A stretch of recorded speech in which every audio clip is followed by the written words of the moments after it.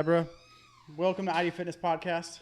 Well, I've just been waiting to get here just to be with you. my, Not so much to podcast, but just to see you. oh my gosh, I was so excited when you first came into the gym. I did not expect it. You popped in. I knew you were here, but I didn't know when you were going to pop in, and you came over. But let's just dive in. Okay.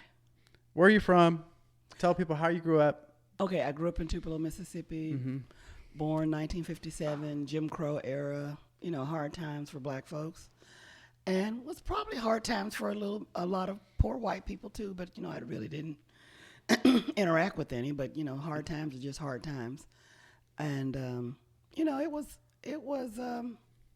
glad we're not back there. Yeah. I'm glad we're not back 1950s, 1960s Mississippi. Yeah. So I'm glad that you and I are free to be friends. Yeah. Free to love each other, free to love the Lord together. All those things we would not have been able to have in 1950, 1960s.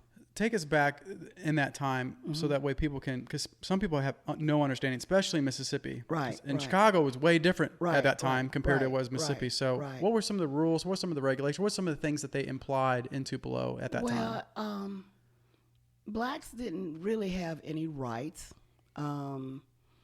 You always said yes, sir, no, sir, yes, ma'am, whatever to people who are white, even if they were teenagers. And I remember one time we were at this little grocery store in East Tupelo, and these teenage boys were there, and we knew the people who owned the store.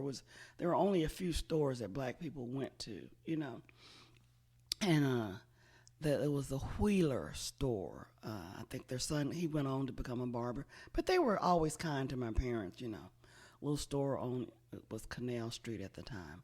But I remember one time we were at the store and I noticed that, the son and his friends had all come up. And one of his friends went on to become a sheriff in Tupelo in Lee County. He's now since passed. But I remember them coming up and seeing Daddy, and they were like, John this and John that. And he was like, yes, sir, Mr. Ronnie, and da-da-da. And I was like, these are kids, that my dad is saying, Yes, sir, too. yes, sir, to them. And we got in the car, and I was like, Daddy, why are you saying yes, sir, to them? They're just, they're just kids. They may have been 12, 13, 14. Oh, wow. Teens. Yeah, kids. And he was like, honey, you just got to do it because they could say something and we not be able to shop here anymore, which they did not, Wow. because they were very, kind. But there was just there was a caste system. So that was the thing. It was a caste system. Still is a caste system, but not as much like it was in the 50s and 60s, So, you just had to, or as people say, know your place. Yeah. So you had to know your place. I have a very dear friend, Janet Watson. She's a social worker too. She's white.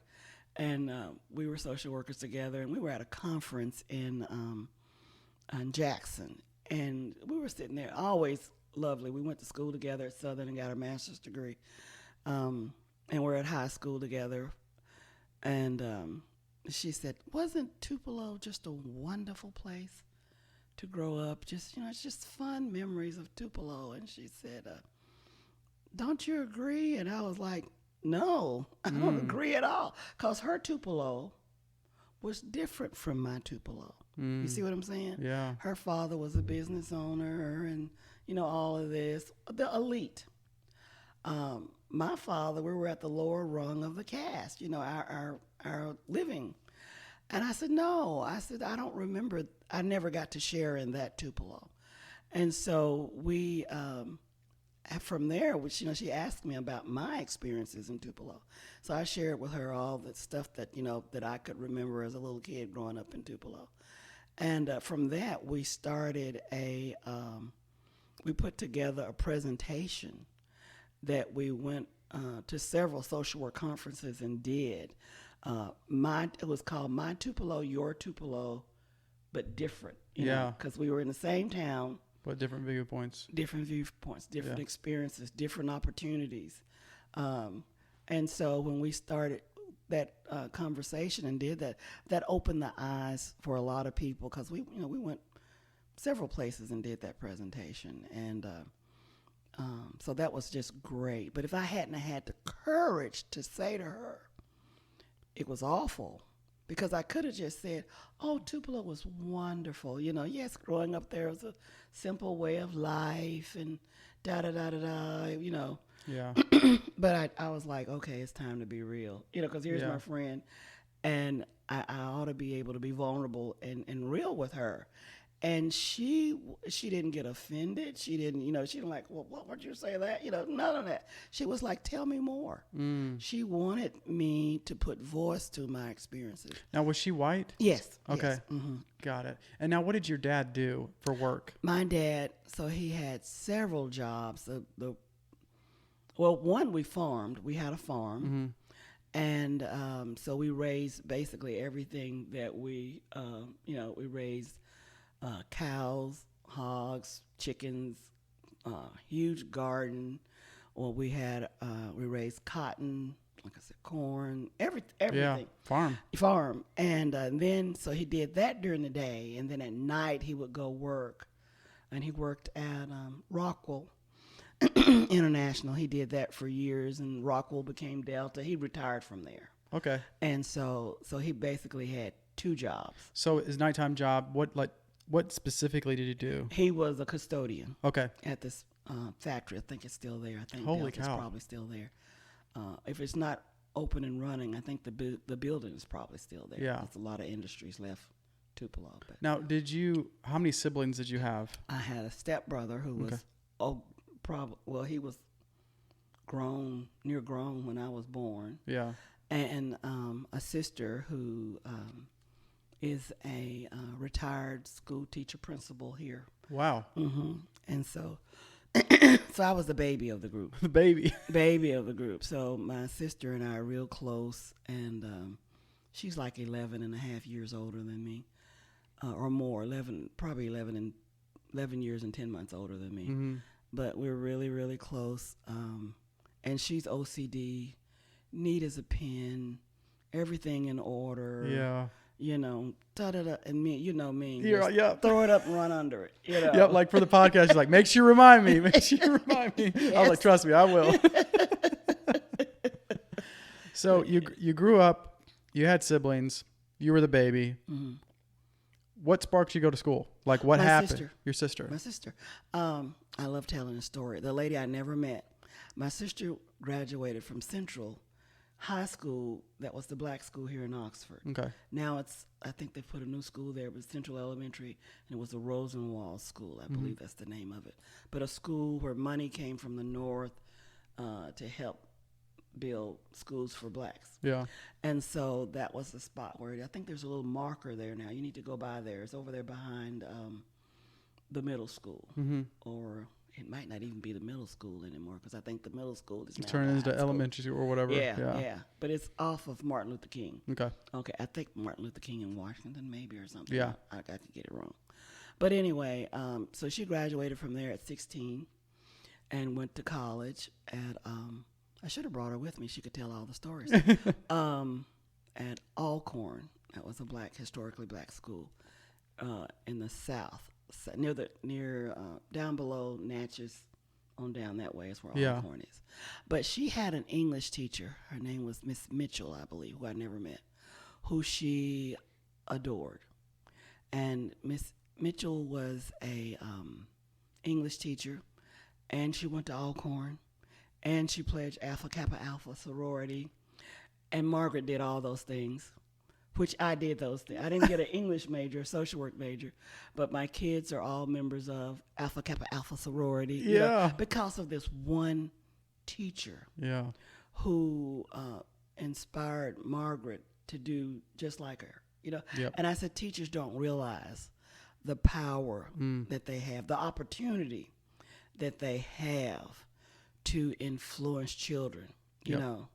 And so, it was because of a teacher that everything that I am, a woman I never met. And the crazy thing about being a teacher is I think sometimes why teachers get discouraged, you don't see your fruits until decades later. Right. Right. And then right. you're like, whoa, I actually had a huge impact. Yes. Yeah, you did. Yes. And I'm yes. sorry it delayed, but it's huge. Yes. Was that your experience too? Oh, yes. The other week, I was talking to a young lady I had worked with, but she is now graduating with her master's degree in social work. And I was like, wow, of all the majors, Mm-hmm. So here's this child that I hadn't seen probably in, and I call her a child, but she's a young woman now, probably in 8 years. She's gone off to college and got a bachelor's degree, finishing up on a master's in social work. And, I just told her I was so proud of her. So proud. Yeah. Yeah. So, inspired to go to school. Where did you go to college? Oh, Mississippi State. Okay. Got my undergraduate there. Yes, that's always a problem. And look at here, I said I didn't want to. You're making me cry. Went to Mississippi State and got my bachelor's. And I went to Southern and got my master's in social work. And then I went off to work as a social worker in Tupelo at the Region 3 Mental Health Center, which is now called something. It's not Region 3 Mental Health Center anymore. They've changed their name.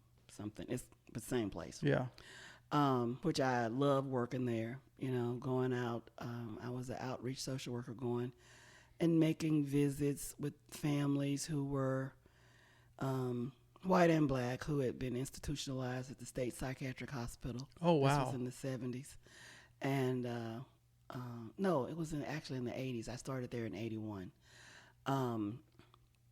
Making home visits. And I went to see some people in Itawamba County and in Houston, what's that, Chickasaw? Yeah. Who basically some of them had never had a black person come in their Yep. house before. They were like, whoa. Wow. And, I remember little kids would come up to me and they rub my leg to skin. To see if the color was going to come off. But, the thing I learned is most people, whether you're white or black or whatever, most people are just trying to get by. They have the same values. They want a decent home. They want their children fed, clothed. Yeah. Everybody's striving for the same thing. At the end of the day, you want a place where you're safe, a community where you're safe. Yep. And the key thing I say always is loving people. If you can just learn to love people, because we're all God created. We're image bearers. That's right. So how can you love God and not people? Not other, not love other people. Yep. Because they look different from you or believe different from you. You don't love them because that's not what he said. He said you love the Father. Yep. You love others, Yep. right? If you love him with all your heart, soul, and mind and strength, and then love other people as you. He didn't say the ones who go to the same church with us. He didn't say the ones who look like us, who believe like us. Yep. He said that's how you demonstrate. Yep. And I like how John says, how can you say you love my Father who you've never seen, but you can't love your neighbor who you see every day? Isn't that a coincidence? Right. Yeah. You love this. Okay. So we have to check ourselves. I mean, that is the main thing is, love is so important. It's the basis for everything. And for me, I love going to church and I love, reading the Bible, and I get something new out of it every time. Well, I can't say reading, I'm lying. I listen to my Bible now. You have the Bible app, and that is a great tool too. Oh, I love it. Hearing the word is something special too. There's Nikki Gumbel. Nikki and Pippa Gumbel has a Bible through the year thing or app on the Bible app. They have a little. I love it, and I just go year after year, and I get something different every time. What I got the other day was so profound for me, and I know we're talking about everything but weight loss. This is what it is. And I'm not good at knowing the number of a verse. I don't know. Some people can spell Matthew 25. So I can't. Mine run together sometimes. Yeah, I cannot do that. But this is the essence of what it was. Yeah, you can. It was Paul talking. Yeah, you can do everything, but it's all not beneficial to you. Yep. Wow.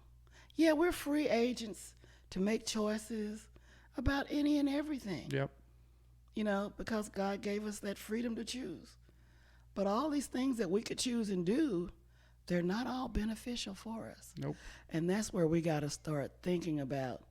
And as my 4-year-old granddaughter says, is it a green choice or a red choice? You gotta, just because you can do it, it may not be good for you. So yeah, so that's where I am right now, is loving myself, taking time out for myself, because I was it's just the way I'm bent. Yeah. To help and love people, sometimes to the point of my own detriment.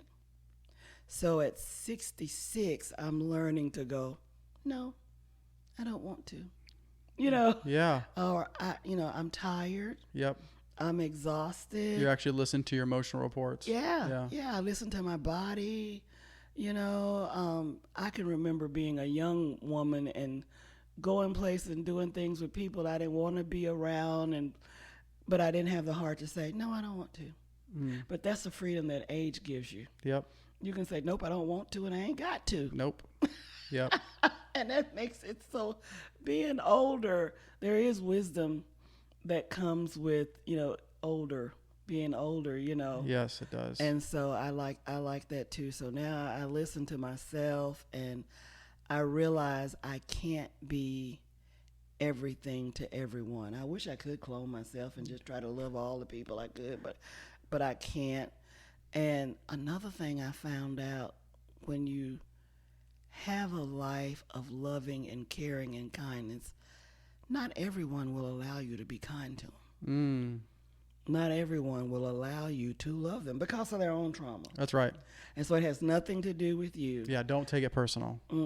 And so when I, see that, when I sincerely try to, be kind towards people, and, they have walls built up or whatever, I give them their space, and I move on, Yeah. And I learned the most powerful thing you can do for someone is pray for them. So to put them on my prayer list is, I may not be able to reach you through love and kindness and whatever, but God can. Yep. And so I just pray for people. What do you say to people who, I've heard this saying a lot to being in the dating world, my friends, you've talked about this, but what do you say to people who love people? They have the gift that you have that's very similar. They love to nourish and love people, and sometimes it's hard. They're detrimental too. But they're just like, I'm sick of loving people, because they're at the stage. This is the statement I hear all the time. I'm sick of loving people and getting nothing in return. Then maybe you're loving people who can't give you anything in return. It's just not possible. And so sometimes we are drawn to people who can't respond back to us, because sometimes it's a thing where you're trying to earn their love or their affection or whatever, maybe. Whatever. And you putting yourself at you can't win this one. So why go after someone who can't recognize your needs, right? Because you want, just as you recognize someone else's needs, you want to be in a relationship with someone who recognizes yours. Yep. And it may not be a person who, like me, just talk nonstop all the time about everything, but it needs to be someone, they may be quiet, quiet nature, but when something is going on with you or there's a need, they can recognize and step up and do that. They may not be, looking you in the eye and go, baby, I love you and you're the greatest thing, since sliced bread and all that kind of stuff. But when things are not going well, they can realize something has changed. Let me respond to that. Let me do something to say that I notice. So sometimes we are drawn towards people who can't, for whatever reason. Yeah. That's something to do with them.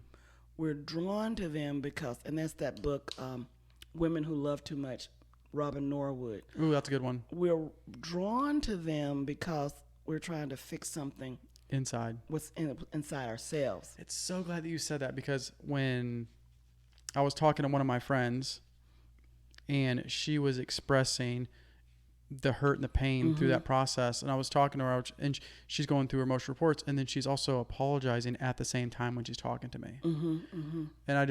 And she was like, I just think I'm crazy. Like, no, you're getting somewhere. Your emotional reports tell you a story. That might not be the root. Right. But you're getting closer to the Right. root. And it's really important to go through that process. And Right. for some reason, that brought so much great comfort for her. You know, as she was going through that, I was like, you're onto something. It's going to take some time. I said, it's both extremes. You could be attracting people because you're trying to fix something within yourself, or you could have a different form of reality that just doesn't exist. Right, You're right. accepting something that only God can give you. Right. And I'm like, right. I don't know where that is. Right. It could be a little bit of both, or it could not be. You could be fine with the Right. God thing, and it's just you're just really picking out crappy Yeah. relationships. Oh yeah, and you know that also that thing of, you know, some people say, well, you know, I just like them a little crazy. You know, I like them a little, you know, Right. whatever. So what is that about? That you want a relationship with people who are so wounded that you label them as crazy, but then you expect it to be Normal. a normal relationship. You know, it's just not happening. You know, so you end up investing all of this in a relationship that you knew was crazy from the very beginning. The red flags went off, but then again, there's that little core that Robin talks about. I'm going to earn some self-respect by fixing you. Yep. I'm going to love you enough to fix you. Mm-hmm. And as my grandma used to say, God rest her soul, you can't, and this was about women in relationship, you can't love a bad man good. You can't love a bad man good. What Got she it. was saying was, you can't love a bad man enough to turn him into a good man. That's right. You cannot. Yep. You can lay on the floor and let him walk on you, talk about you, misuse you, do all kinds of things. If you think that's going to turn his nature, you're fooling yourself. Yep. So it's just an old saying, but That's good. yeah. Let's backpedal a little bit because I think it'll hopefully give us more context. Once you got your master's, you went back to school? I went to, I was working in Mississippi. Then I moved to Denver, and then worked in Missouri. And then I came back home. My husband was going to Germany in the military. This was Gulf War I. And so I decided we couldn't get housing in Germany at the time. And so I didn't want to stay at Fort Leonard Wood. So I said, I'm just going to go back to Mississippi. My parents were getting old, and I wanted my kids to, you know, have a relationship with them. And so I came back home, and Dr. Lewis Masser was the clinical director at Region 3. And he said to me, you ought to consider applying to the PhD program at Ole Miss. You know, and I was the farthest thing from my mind. Right. You know, because I had 2 small kids and a husband in war, and I was like, well, maybe, you know, I'll see about it. And then, you know, once I set my mind to doing something, you know, once I did the application and wrote the essay to get, you know, it was on then, you know. So then that's how I ended up moving to Oxford and coming here for school. And which led to me getting a job at the university in the social work department. And so then I taught there for 21 years. And Yeah. so Now, what did you get your PhD in? psychology. Psychology. Okay. And met some wonderful students over the years. You know, Yeah. loved them all. Tried to, you know, help all I could. And this one particular who you met before, Regina. I don't know if you remember. You do remember Regina? Will come to me with the gym sometime, and from time to time, you know, she would she'll send me a little text, and she said, "Thank you for all that you did for me." I said, "Well, what I did for you, I made available to every student there. Not all could receive it." That's right. Right. This one goes down to my one point is when you first gave me my codependency book, I was madder than hell. I'm like, I ain't codependent.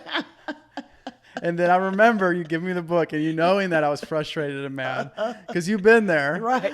And you said, you looked at me, you grabbed my hand, you said, honey, don't be an uncoachable coach. Right. That quote stayed for me for the rest of my life. Once you said that, I was like, don't be uncoachable coach. Don't be uncoachable. It took me about a week before I even opened that book. I I'm going to show her. I'm not going to open the book. That's right. I'm a punish her. And during that time, I mean, you really helped me through that time of like really breaking through my codependency habits. And then on top of that, I had Tim Fortner, who was also discipling me. God put both you guys in my life at the same time. It's like I needed a mommy and then I needed a daddy. I needed both. Right. And so he was attacking heavily spiritually side of like my misconception of scripture, knowing, like you said, the verse by like he knows it, he can call it. And then you were over here were just like loving me well, making sure that my psyche was actually what I was reading in scripture was actually not going through my dirty lens, but through the context of scripture. And so it's crazy how God used both of you guys, and it was like a power tool. It was like felt like I was drinking through a fire hose. I was like, oh my! I was like, be careful what you pray for, people, okay? Because it'll come true. Oh, I remember this about you when we moved away, and I called you after we gotten settled in Vegas, and you said, I was so mad at you for leaving. And I was like, wow, I didn't know you didn't want me to leave. You helped me, I think, move something or whatever to the house. I was like, you never said anything. I was like, I might would have stayed if I had known. I was mad because what's crazy is what God was doing in my life. I look back now, obviously hindsight's 2020, but look back now is you moved away. It was the Lord really saying like, hey, I used my servant for you. And she is a reflection of me. Now you have to come back to the source. Right. And he was tearing my heart out of my idols that are really dependent on him and really transferring me to Christ. And it was crazy too, because you moved away. Not too long after that, Tim moves away. And I felt like my world was falling apart. But at the same time, I was also completely confident. Right. It was the weirdest thing. I was madder than hell, but confident at the same time. Because you knew who really had you. Yes. Yes. Because you guys pushed me, you and Tim pushed me so hard to not to yourselves. Right. And I think this is what the beautiful thing about the difference between mentorship and discipleship is mentorship is more of like a worldly word, but mentorship is drawing people towards you. Discipleship is drawing people towards Christ, and to surpass you. Right. And so, and that's what you guys were doing. Right, like it was like at the time I thought you guys were my mentors. No, you guys were discipling me. Right. And fixing some of those problems. And we are very pleased. At least I know I am when I see the young man who you are today and your work. And I watched you the other day with your clients and so professional and working with them, and they sense not only are you training them, their bodies, to transform into a healthier state, but I listen to you as you all are talking and all of that, and it's a place of, this gym is a place of comfort. It's a sanctuary place. It's positive. Affirming, a place where you can be vulnerable, because some places in the world you cannot be vulnerable. If you're vulnerable, people discount you. Yep. Can I just be my real self? Can I just show you that I'm not strong all the time? And there's this thing, and I might get a blowback from a lot of black women, but I'm going to say it because I'm 66 and I can say whatever the hell I want. Get it, girl. Preach it. But growing up, we always had this mantra of being a strong black woman.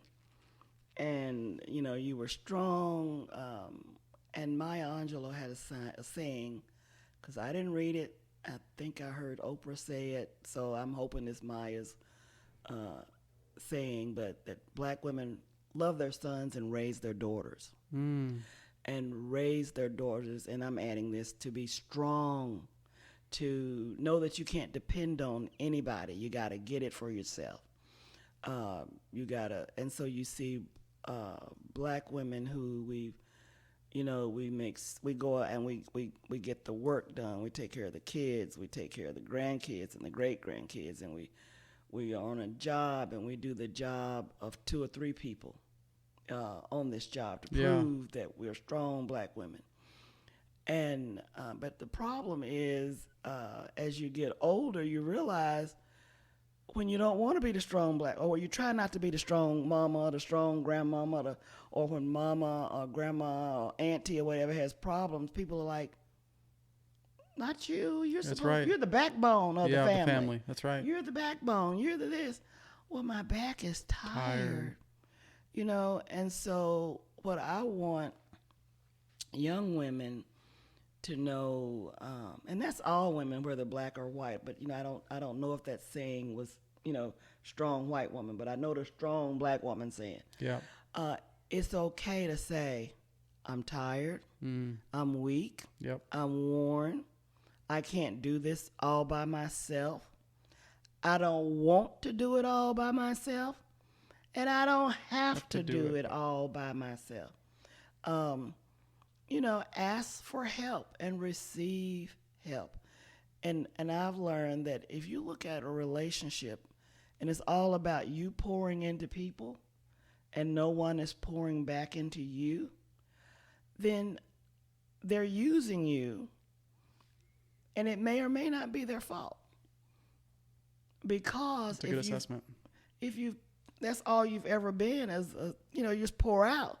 People, they receive that. They don't even think of you as having needs or weaknesses or whatever, you know.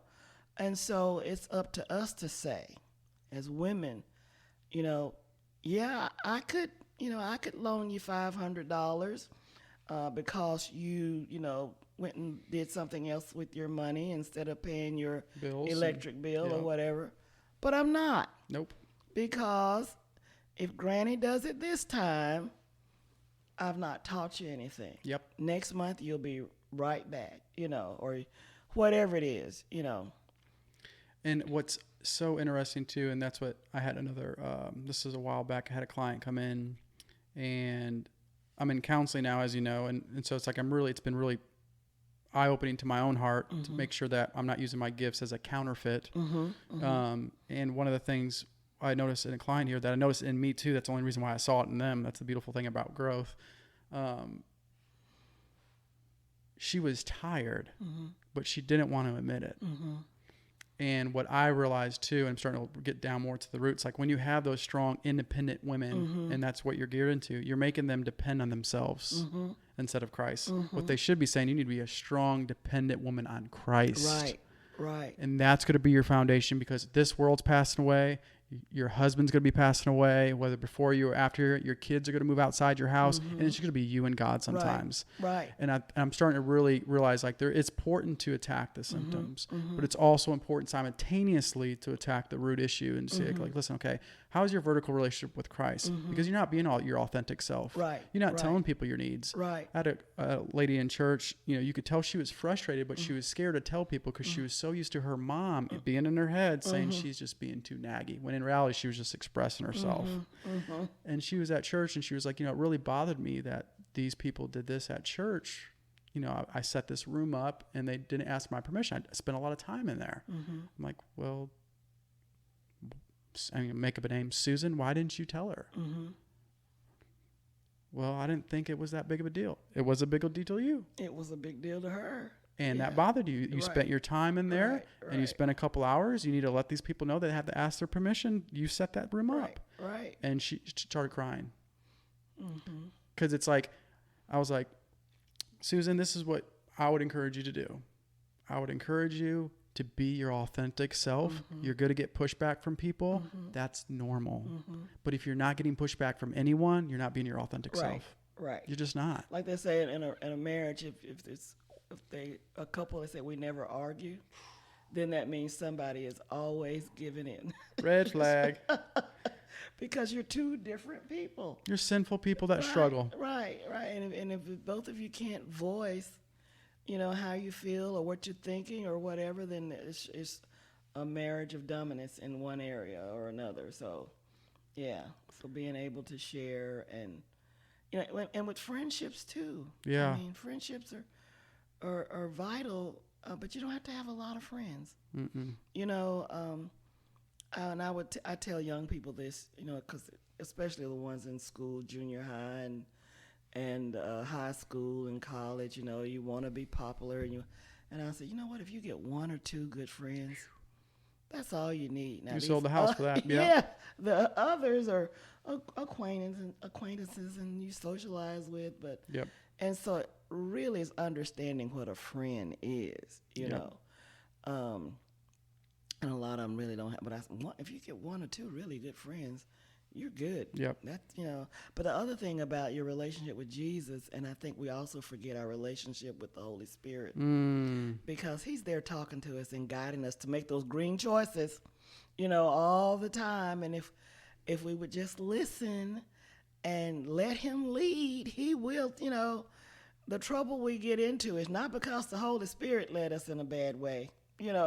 He will never lead you to your own destruction. It's never Him. And that's correct. And I'm so glad you brought that up, because that's my experience and through my own sinful nature. And I know that's your experience in your own sinful nature. That's my experience in 10 years of coaching now. It's like I've put in over 10,000 hours of just coaching clients. They all are aware of what they're doing is wrong. Right. Now, why they do it, I don't know. There's Right. a lot. That gets where it gets hairy. That's Right. where you have to Right. fix and get through the weeds. Right. But I'm just like, to sit there and say you didn't know, that's kind of scary. That's scary. Especially if it's a pattern. Right. Because I noticed as people too that mentored me, like, God put a lot of people on my path to tell me to stop doing what I was doing. I just didn't listen. Right. Eventually, you did. Yeah. So yeah, it was those reminders saying, okay, no, okay, but then it's there. It's just when you get ready to make that change. I'm a better person today than I was yesterday, and the day before, and the day before, and the year before, and the decades before. And so that's what I want to live my life, being better each day. Yep. And not for people, but to bring glory to God. Yep. Because we're all a work. We're transitioning to whatever, good or bad. We're not stagnant. It's movement, whether to the right or to the left, good or bad, red choices, green choices. But I want each day to be better. Yep. And when I lay my head down at night, I don't want to lay my head down knowing that I have intentionally harmed someone. You see what I'm saying? Yeah. I don't want to intentionally harm someone in the work that I do, even in the thoughts that I think. Thoughts are powerful. Can you imagine if our thoughts were like lights that were blinking as all around us, and people could actually read our thoughts? I'll be in the state penitentiary. I'll let you know right now. They'll be having me on death row. Right. All the people we kill while we're driving. I'll run you off the road so fast. And I love how you brought that up about the intentionality of not harming someone. And I love this because I always try to distinguish this with my clients that I have. I was like, there's a difference between intentionally harming somebody and hurting somebody. Harming is detrimental. It does no one, you or the other person, good. Right. You can hurt somebody's feelings by telling them no. Right. That's sometimes a necessary hurt to grow. Right. Would you say that's? Yes, exactly. Yeah. And sometimes people initially see something or sense something as hurtful, but as they grow and develop and whatever, they realize that was the best thing you could have ever done for me. Like for me, the book. Yeah. I was hurt. My ego was hurt. My pride was hurt. This woman don't know me. All that experience she has in psychology. I've been on this earth for 20 years now.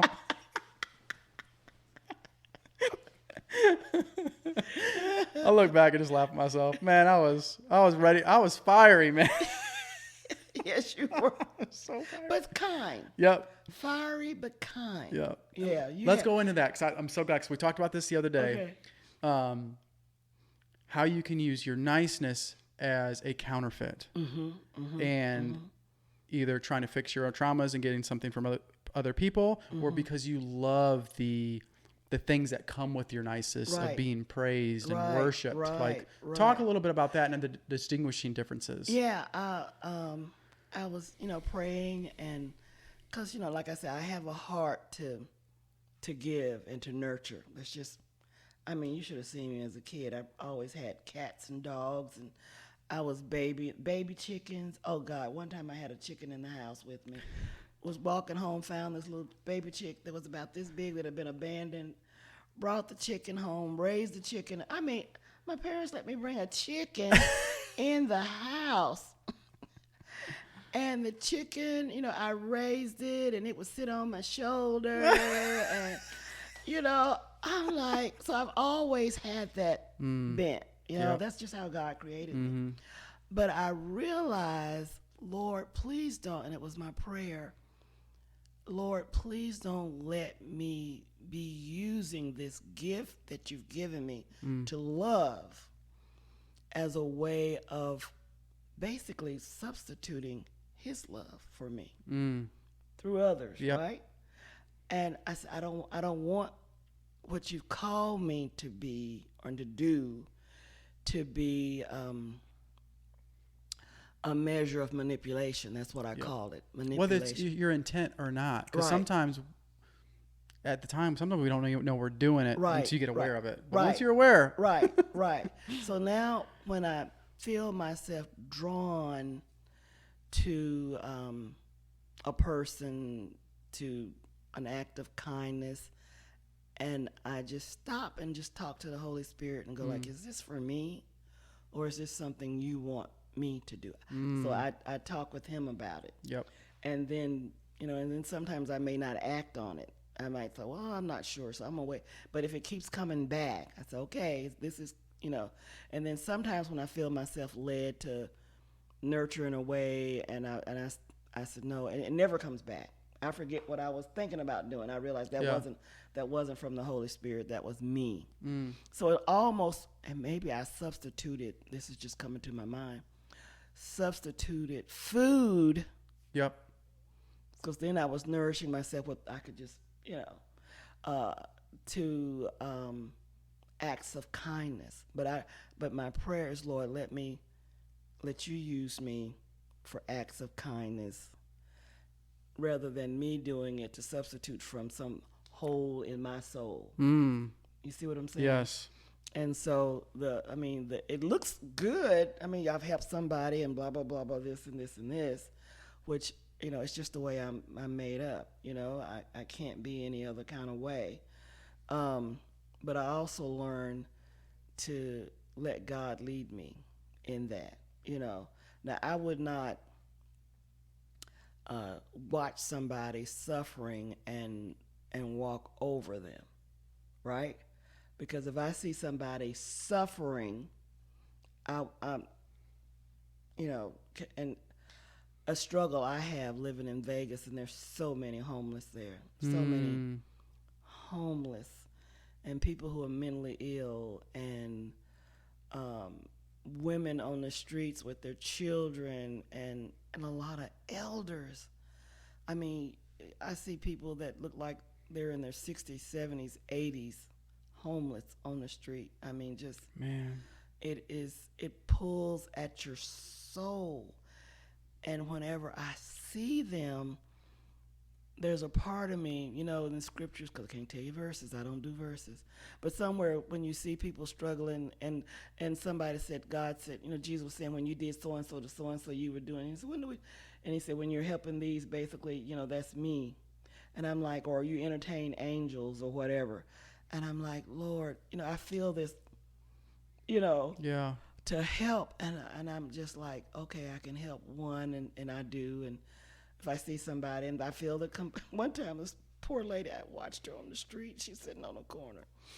And this was back in the spring, and she had a serious upper respiratory thing going on, and she was just seemed like she was just full of snot, and she was just sitting on the corner, and she was just, and I didn't know if she had COVID or what, and she was just sitting there, and I kept looking at her. I was taking my niece to school, and I would see this lady sitting there, and then one day I made sure I put money, because these days nobody carries cash, right?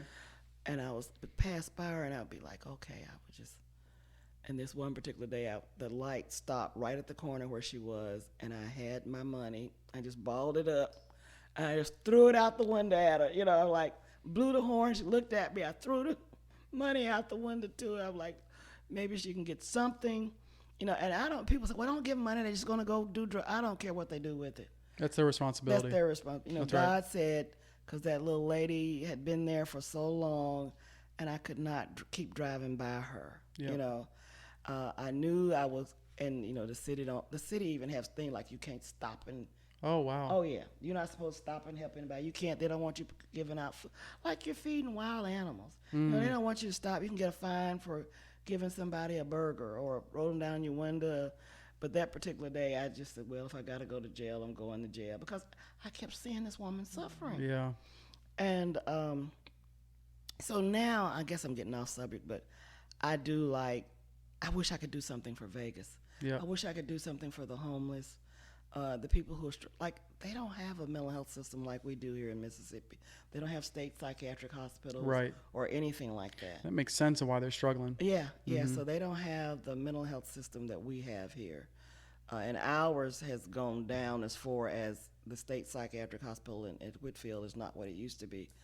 But yeah, and I meet with other interested people who, concerned about the homeless, and, you just can't keep driving by people, and you see young people strung out on drugs, and, and they're waving at the wind, and they're talking to people that's not there, and, and I'm like, oh my God. So I feel like I'm there to get with a group of people for us to, maybe get the government to, do some laws to change, and maybe start with a psychiatric hospital or get a private hospital to decide.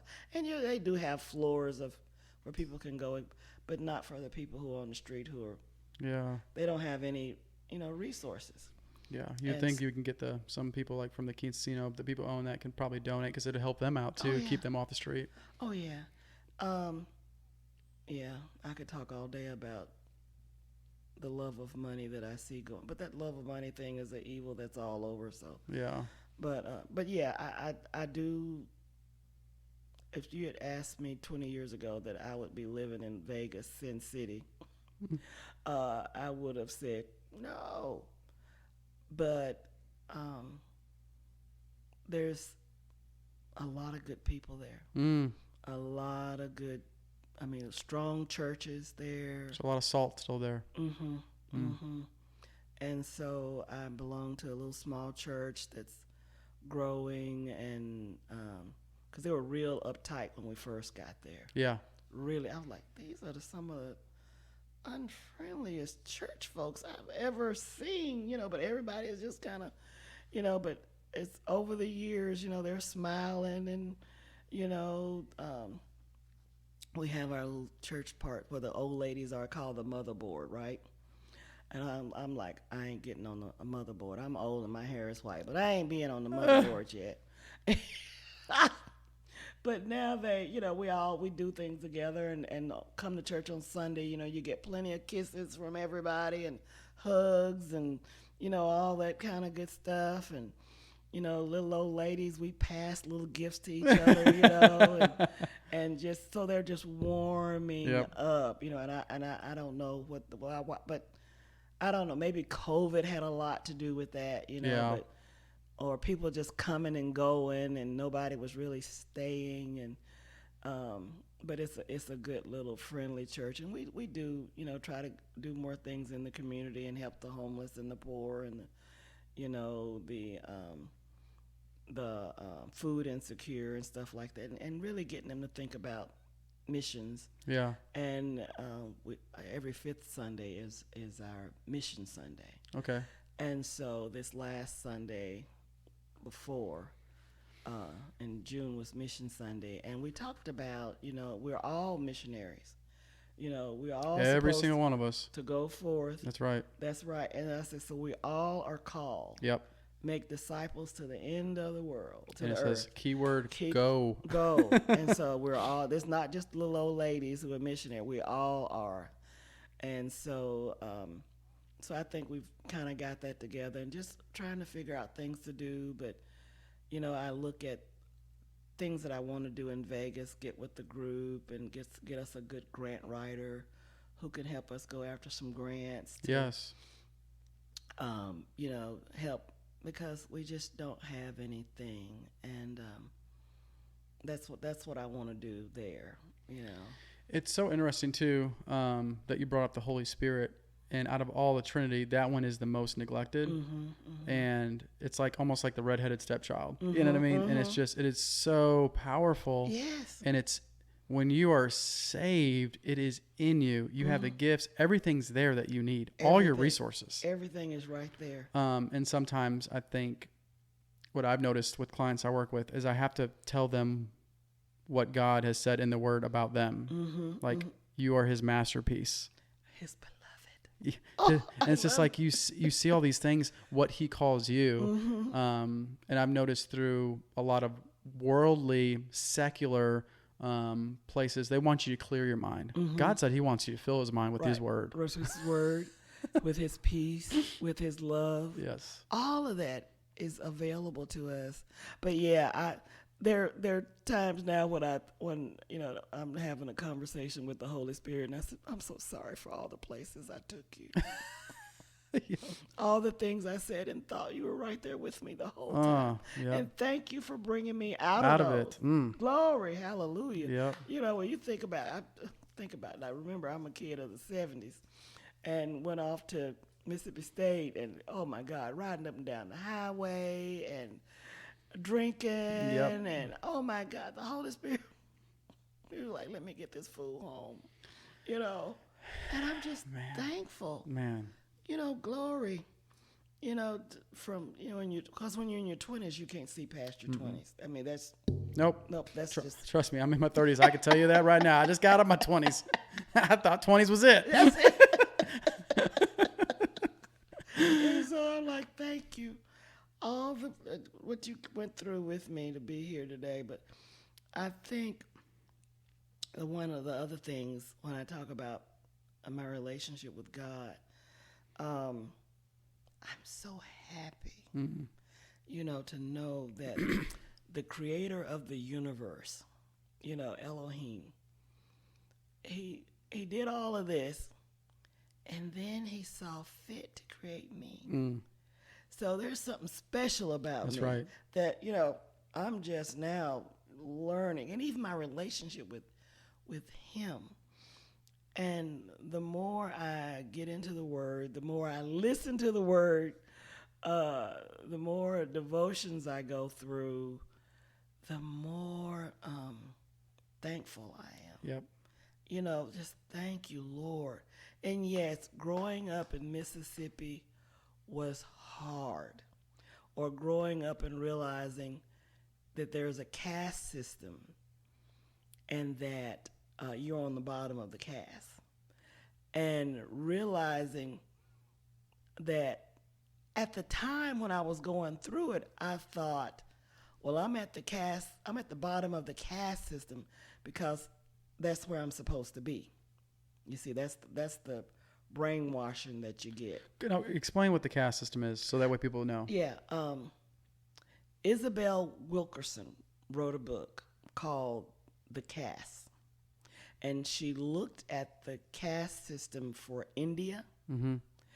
And she, in her writings, it's a great book to read.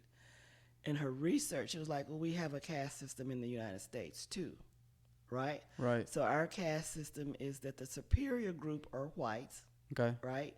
And then the yellows maybe and the browns, and at the bottom of the caste were black people. And the reason they're at the bottom of the caste is because they were enslaved. So you got to put them at the bottom of the caste to justify the enslavement. That's right. You see what I'm saying? Yep. You can't say, oh, we're all God's people and whatever, and we're all equal, because then you can't justify enslaving somebody. So you had to create this system, this caste system at the bottom to say, to justify in your mind so you don't feel any guilt for what you're doing. Right. Right. And so whether you use Noah getting drunk and cursing his kid, or like somebody said, black people have the mark of Cain and they're cursed. I'm like, well, didn't Cain and all of his descendants die in the flood or something? And it was just Noah and the boys. Yep. But all of that's biblical reasoning to justify cruelty. Yep. I mean, they would even take out certain scripture in context of scripture when blacks were slaved. Right. So that way they could stay without knowledge. Right. There was the slave Bible. Yeah. That they could, but all that about freedom and coming and getting the children out of Egypt and all of that was missing. But what was in there was slaves obey your master. Oh, that yeah. was left. Made sure. Yeah. And really using that out of context. Right. Yes, totally. And one day, certain things come across your TikTok or Facebook, but there was this young man, he looked like he might have been in his 20s, and he was saying, everybody says Jesus didn't say anything about slaves or whatever, but here it is right here. He's saying, slaves, so-and-so, so-and-so, so-and-so. And I listened to it and I laughed and I said, but Jesus didn't say black slaves. Whenever somebody thinks about a slave, they assume it's a person of African descent. Yep. But a slave could be anyone. Anybody. Right. And if you... It's usually was the bottom of the totem pole. Right. It had nothing to do with skin color at that time, Right. but we made it about we skin made color. it about skin color. And so that caste system was because even in looking at the scriptures, there were people even with amongst the Jews, they would enslave each other based on debts and whatever. But was it the 7th year they had to be released from that? Yep, 7th year. Yeah, and then debts were paid off, and then the year of Jubilee. What was that? Was that 50 years? I don't know. I don't know about Yeah. Jubilee. All I know is the 7th year. Yeah. The debt had to be forgiven. Yeah, and so I said, well, see, we follow what we want to in the scriptures and what we don't. So even if someone was enslaved to you in 7 years, if we followed the Bible like we say we're going to, they should have been released or whatever. And that's what's the crazy thing about the word slave is, since the American culture has used it for their own gain, it makes scripture almost more unclear for the people who think the world only revolves American society. Right.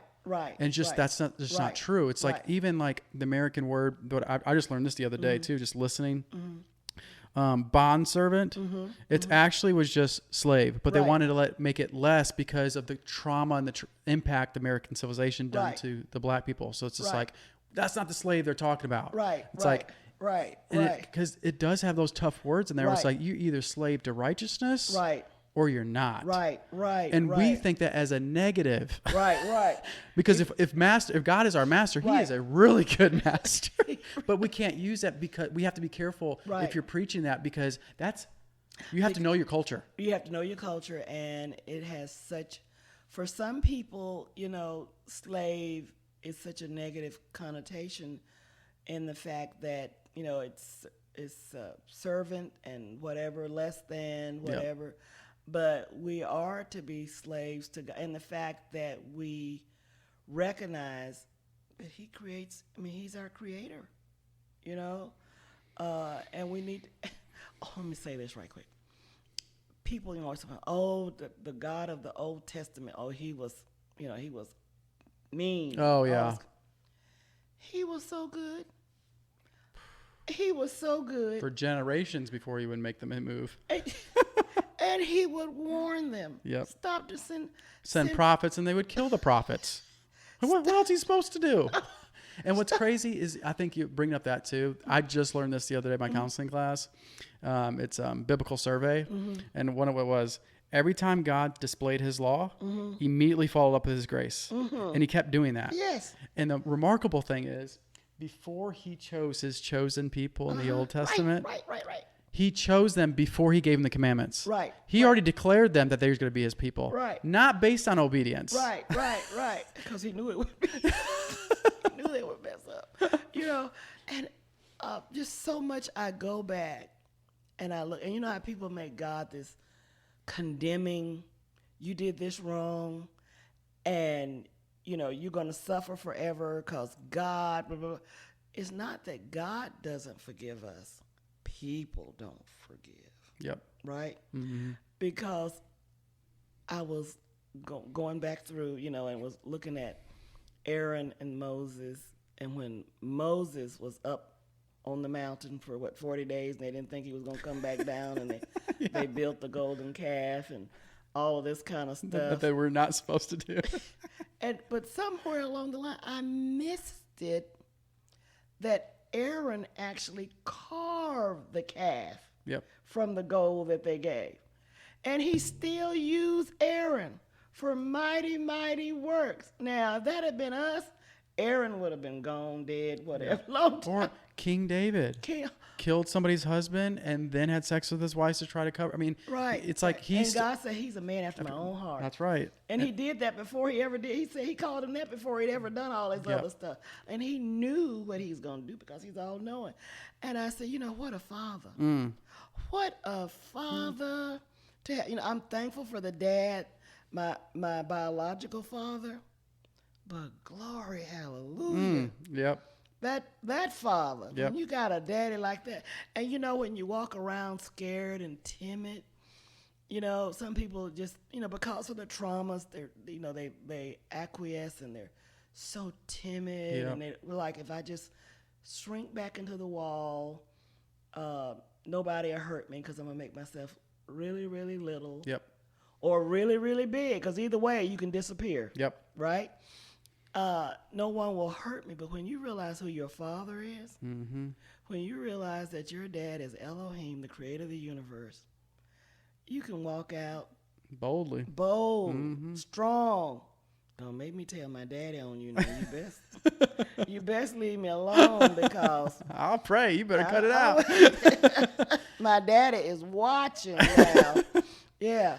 And I think when people realize, will we have hard times? Yes.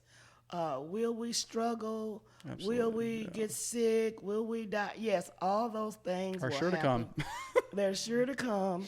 But at the same time, it's better to go through all those struggles with knowing who you are in Christ, knowing who you are in God. And the other day, Lord, I wish we weren't doing this because I could talk forever. We're going to talk forever, so you might as well let's keep going. I was thinking about the folks in Africa, and they were talking about there was a drought there and people were starving. And I was like, Lord, why do these people have to go through all of this? And I think about the uber rich that we have in the world, the 1%ers of the world who own everything, and that they could change these people, the food that we throw away each day, the waste that we just take for granted,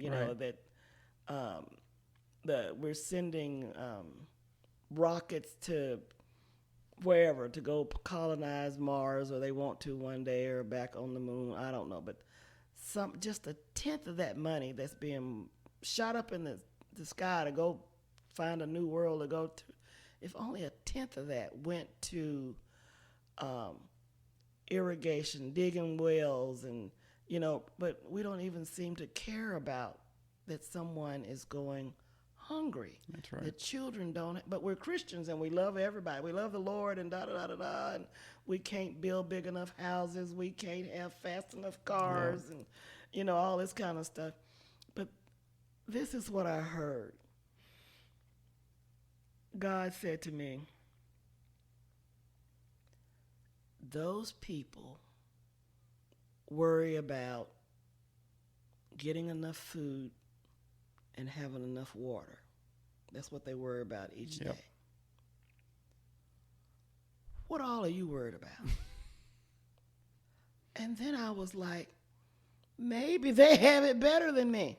They're just trying to survive. Yep. But, I'm worried about what's my 401k doing? Yeah. What's this doing? Is the state going to run out of the pension money? And is Social Security going down? And my health, and do I have hair growing on my chin? Do I need to shave it off before I go? I'm like, all of this, you see all this superficial stuff we're worried about, and these people, they're but in spite of all that and all that suffering, they still have peace. And we lose a few $1 million, we want to kill ourselves. Yep. We want to jump off a building or whatever. Families lose their money and invest in something, and they kill the whole family. I'm like, wow. Yep. So it made me look at who's truly suffering.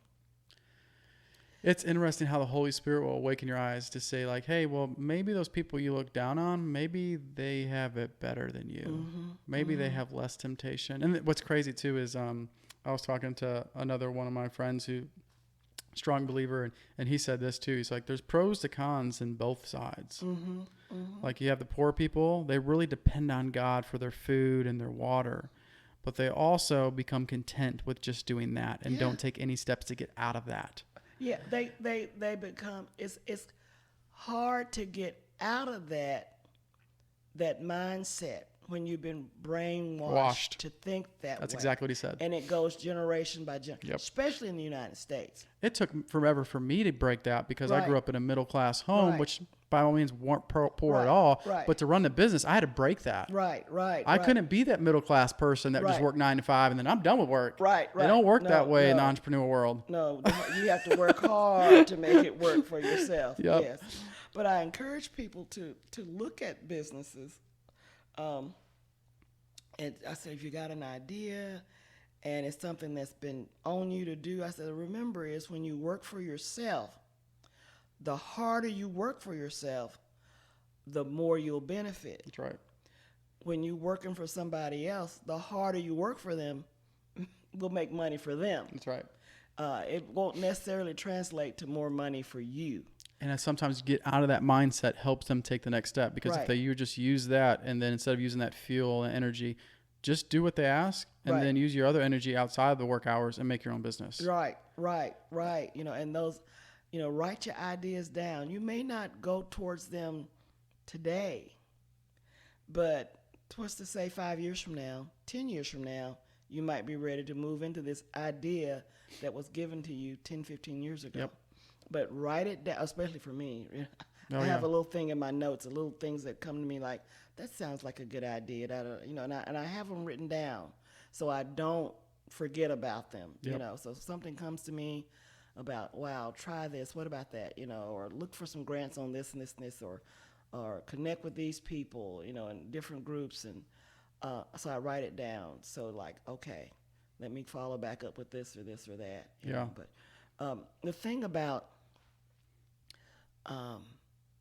poverty, and there is that poverty mindset that, especially in the United States, that you can get into. And now Joy DeGruy, Degruy, she wrote the book Post-Traumatic Slave Syndrome. And so it's basically helping descendants of formerly enslaved Africans to understand that, because people are like, well, why don't they just do, but that trauma is genetic. Yep. It's passed down through the DNA. Yep. And there have been research studies. Now we know that trauma. Generational sin exists way before even research even got it. Right. The Bible told you that a long time ago. It did. But, now some people, you got to prove it with science. That's 100%. It's been proven with science that trauma is generational. So you think about being an enslaved person or descendants of an enslaved person and having that trauma in your DNA. Because remember, think about it.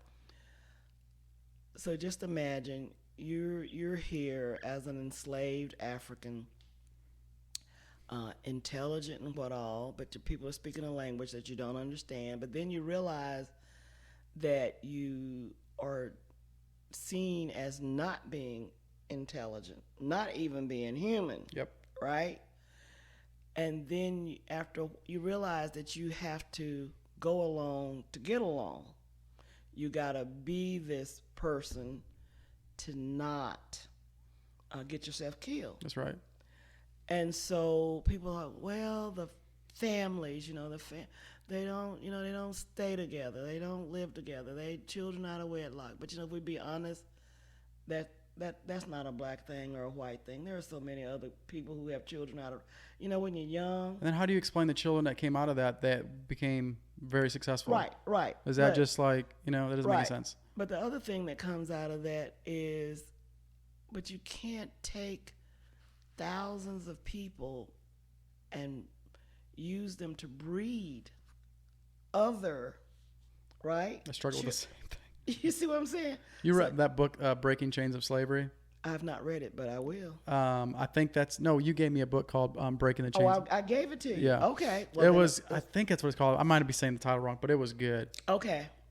Well, you read so many books, you probably don't. I don't remember everything. But this one, you were like, CJ, it's not a big book. It's a short read. You told me to read it, and that really woke me up of the psyche of what the blacks went through, and their mindset, and that helped open some doors for me. Because you just think about it. So to be a group of people who you could not really have a connection to, because any day that person could be taken from you. Right? Yeah. When I grew up, there were, like, if, say, a young mother had a first baby, and you get that first baby, you're just like, and I watch my grandson's girlfriend with their first child, and she's just, she really don't want anybody to touch. That's her baby. That's her little precious little girl. But long time ago, she would have been told, don't love that baby too much because God will take it from you. Mm-hmm. That used to be the thing. Yep. God's going to take your baby if you love your baby too much. Mm-hmm. Well, that got turned around. What it was don't love that baby too much because master is going to take it. Might take your baby and sell your baby off. So there had to be a disconnect amongst the family. So just imagine having a child, and you know that any day your baby, your child, whether 12, 13, 14, 15, whatever, could be sold to the people and you never see them again. Yep. So there had to be some kind of disconnect. And then to not value blackness. Whiteness was very important.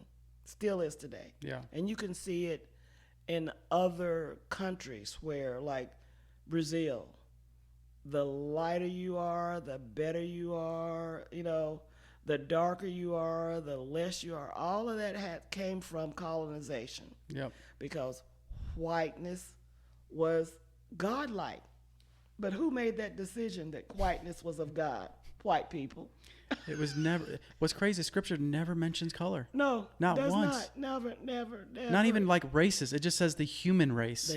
Yes. And we took that and used that to manipulate and control. But so Joy DeGrue's book, Post-Traumatic Slave Syndrome, and how it shows up in us and not value and just being afraid to step out, right?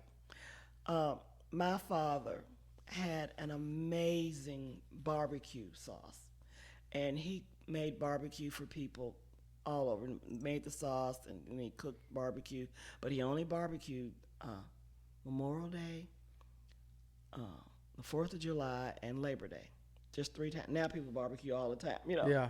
But it was only on those days, and it was always a big thing. And he would have, but he had this sauce, and I learned how to make it when I was a kid, and I would make it, and he might call me, from work and say, look, you need to make some barbecue sauce. So-and-so's coming by to buy some, and I would have it ready.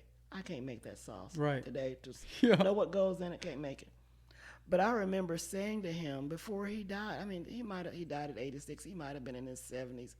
I was like, Papa, people are paying you $20 to $30 a gallon for this sauce. I said, why don't you, sell it? We make it. He said, no, I don't want to because it'll be real popular and they'll just take it from me. Now, they were white people. Isn't that the craziest thing? He didn't trust that in something that he would it was so popular. I mean, whites came and bought his barbecue sauce. Black, even we were talking about my father's barbecue sauce at a nephew's house yesterday, and he was like, "Can you make Uncle John's?" I said, "Mm-mm." I tried, and he gave the recipe to some of our other relatives, and I was like, "Papa, are you giving the recipe away?" He says, "You know what's in ketchup too, but you can't make it, can you?" And I said, "Really? That's true." That is very true. Yeah, but his thinking was, it's good. It would be good, but my father only had a fourth grade education, and so, but he was wise. So wisdom Yeah. doesn't always come from book learning. Yeah, it's not from intellect. It's from fearing the Lord. Yes, but he didn't trust that it wouldn't be taken from him. So he just made the sauce and barbecue. That was his joy. Yeah. But that thinking was, no, I can't trust that. Yeah. Yeah. And so I think sometimes with us, when we there's a place I told you before about know your place, stay in your place. It's when we step out of whatever that place is, because that place is different for different people. Yeah. But when you step out of that place, you may get harmed. So people learn to just stay right in that. Now they have dreams. Yep. But they're afraid to go. And sometimes their parents and grandparents are afraid for them, right? Like my grandson wants to come to Ole Miss for grad school. I mean, for get his bachelor's degree in engineering. I'm scared to death for him to come here to go to school. Yeah. Cause he was born in Memphis or Olive Branch or something, but they moved on to Vegas when he was like 4 months old. And he came to campus. They went on the tour, and he makes his great grades. ACT is great, and he wants to go where his mom and dad went to school and where grandma taught. I'm like, no. He knows nothing about racism. You know what I'm saying? Yeah.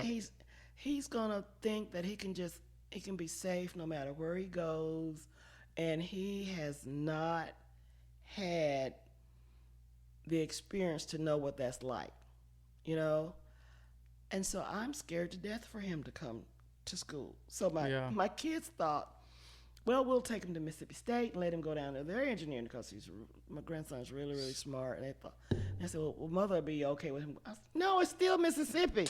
It doesn't matter if it's Old Mississippi State. It's still Mississippi. And I just, and then my fear is I just don't want him to be hurt or to realize that, hey, people judge me based on the color of my skin. Yep.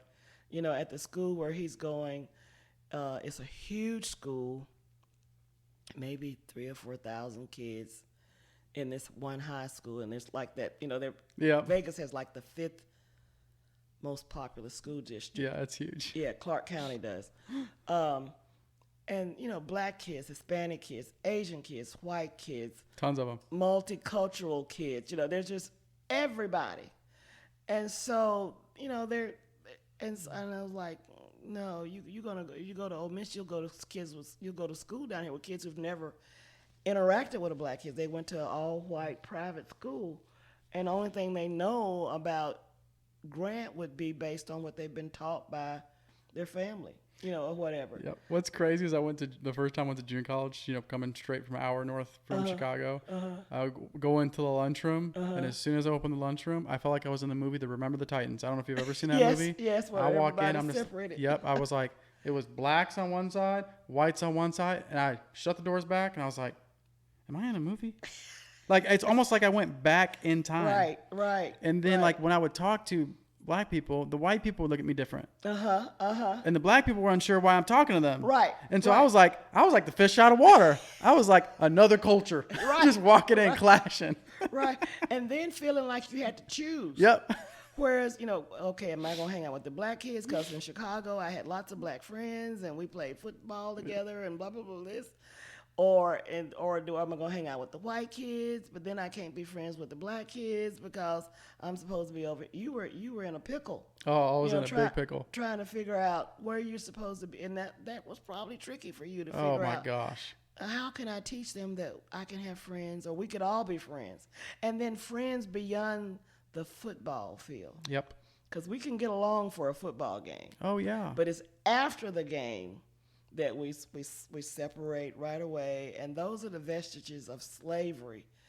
And when I hear people like the South's gonna rise again, and we're gonna, do you really want? Are you listening to what you're saying? Are you saying that you want to enslave other human beings to be under you and beneath you? Is that really what you're wanting to do? Yep. And I'm like, and if they say yes, then I'm going to be getting some yonder because I don't want to be around that person. No. But, I'm like, do you realize what you're saying? And that's literally the opposite of what Jesus displayed and taught. Right. Everything. I said, if we could do what Jesus did, now what would he do? He broke culture norms. Just do what he did. Yeah. We just do what he did. Loving, caring, healing the sick, taking care of the poor, feeding the hungry, casting out demons. And yes, they're out running around. Those folks think they're, but yes, they're here. And yes. Sometimes you can look people in the eye and see it, and you need to separate yourself. But people think Christians, when they say that, they think they're weird. But Right. it's like, it's always been and Right. still is. Right. And I just ask the Holy Spirit, Lord, please give me discernment when I walk up to someone and they look at me and their eyes are not right, that I can go, like, instead of, would you like a piece of pie? I want to be able to turn around and get some yonder, because I'm not the laying on the hand and casting out. That's not my gift. So what I have to do is separate myself. That's right. Yeah. Yeah, go into that, because we had a client sitting in here Mm-hmm. and she felt bad that she wasn't helping her daughter with her kid, Mm-hmm. because she didn't want to get sick, and you were just like, people have different gifts. Right. How do you decipher that, and how do you stop feeling so shameful for that? Yeah. Well, I guess knowing what your gifts, that's what you really gotta. One is start. Yeah, you got to know your gift. I like that. Gotta know your gifts. And you just sit, and read and just talk to God, and you'll know what your gifts. And the gifts are the things that, that come forth, Inspire you, give you energy. Yeah. Like yesterday, this young lady. Well, she's my age. I guess I'm a young lady, but she was saying, she's got a grandchild, and I think they live, a daughter and grandchild and her husband all live in Baton Rouge. And, she says, well, I'm not one of those grandmothers, that have to be hands-on and all of that, because the baby was having a birthday coming up. She was like, we're like, are you going to the birthday? She was like, no, I can see him on we can FaceTime, and I can see the birthday party. And, I'm not one of those that have to da-da-da-da-da.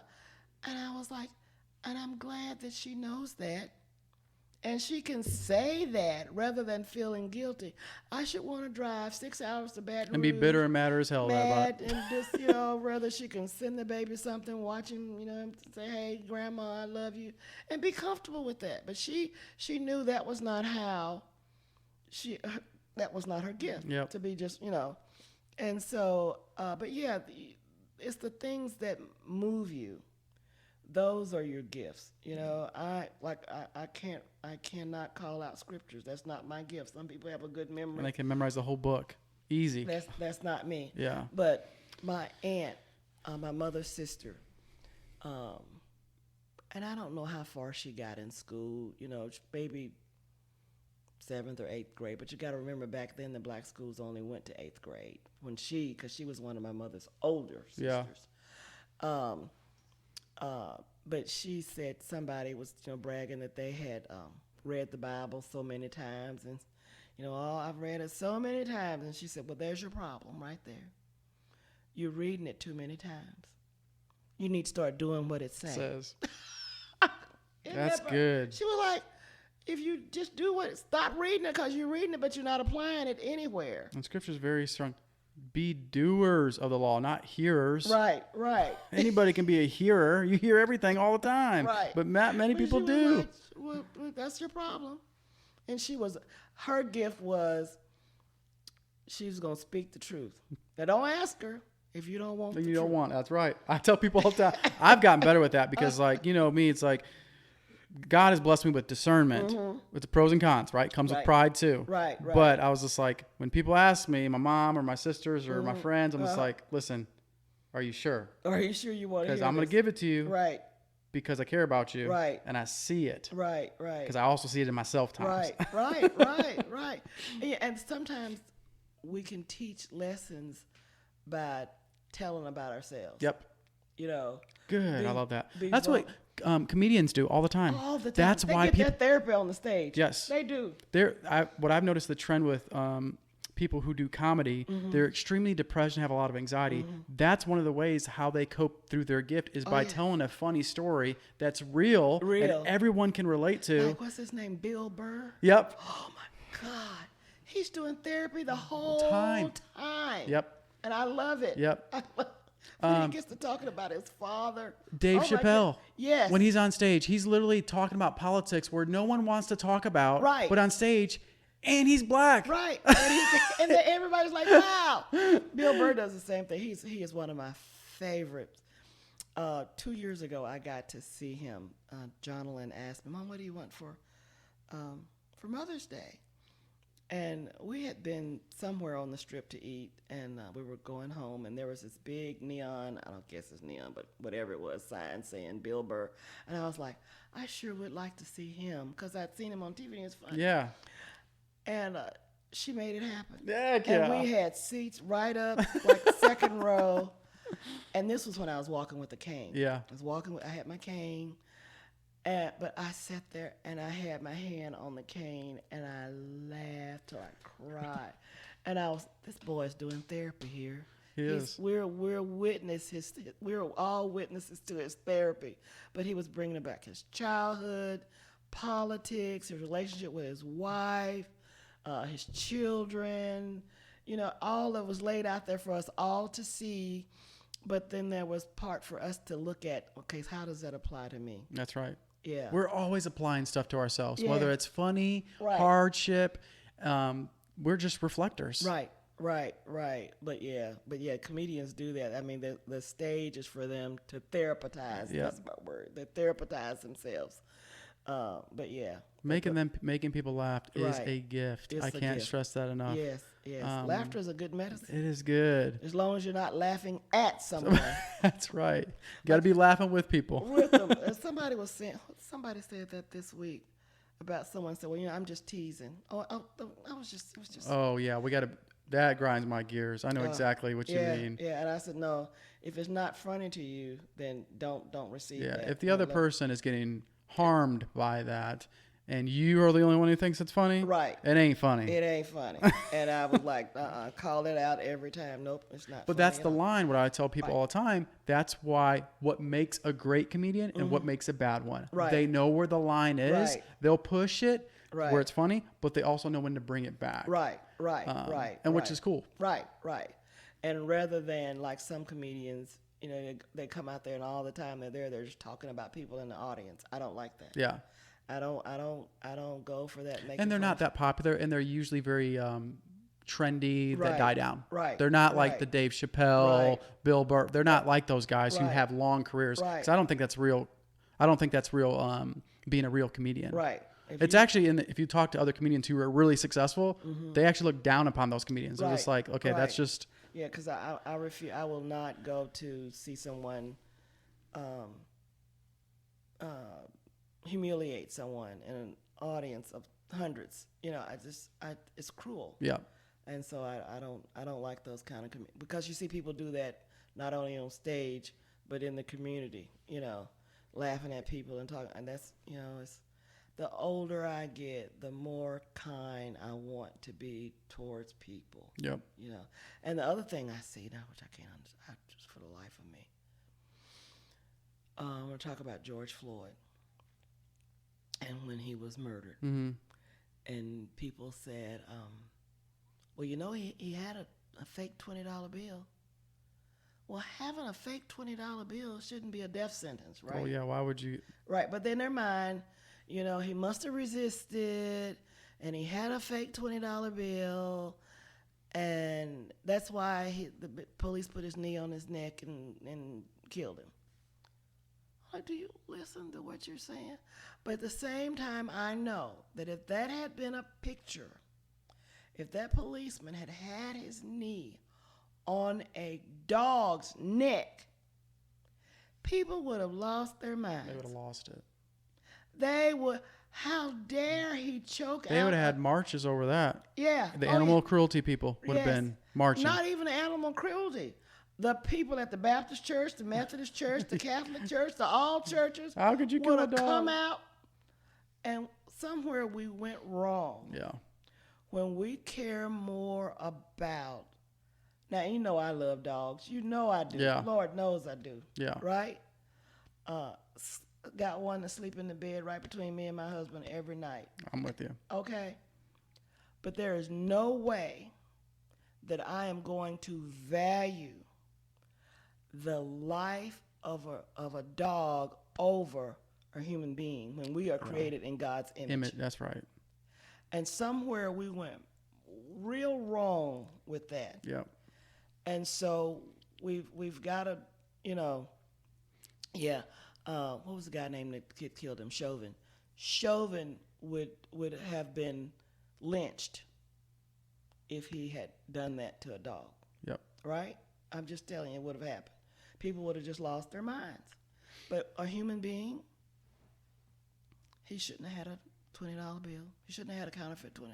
And instead, he only had one counterfeit 20. If he was making them, he would have had a whole bunch of them, which he had one. And it was somebody from Chicago. It was a merchant in Chicago, and he says, "Oh, I get them all the time, and I just pass them back in the community." He doesn't. So he ends up passing them on to somebody else, but he recognizes them. But instead of like turning them into what he's, I just pass them on. And I'm sure there's a lot of them floating around that we don't even know. Sometimes we have them. Yeah, we don't even know, Yeah. or whatever. So I'm like, But my thing is, to not empathize with a community in their history, knowing that, and on top of that, being the made of God image, and you don't show any remorse, and you're saying, well, he should have deserved that. Right. You don't see the own sin in your nature. right, And you're with the right. death that you deserve. Right, yeah, we all deserve. And to I'm be just like, struck. that's what bothered me. Like Yeah. from just like, I was looking as a Christian, I was just like, that's not cool. It's also not cool to celebrate somebody to be on death row.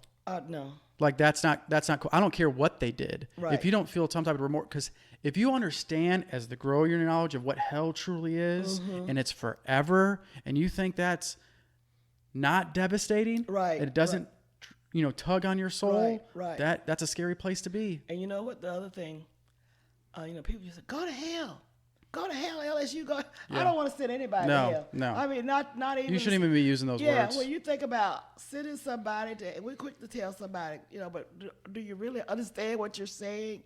Because it is it's a forever suffering place. And I want everybody to know the love of Jesus. I want everybody to have peace in their heart Yep. and love.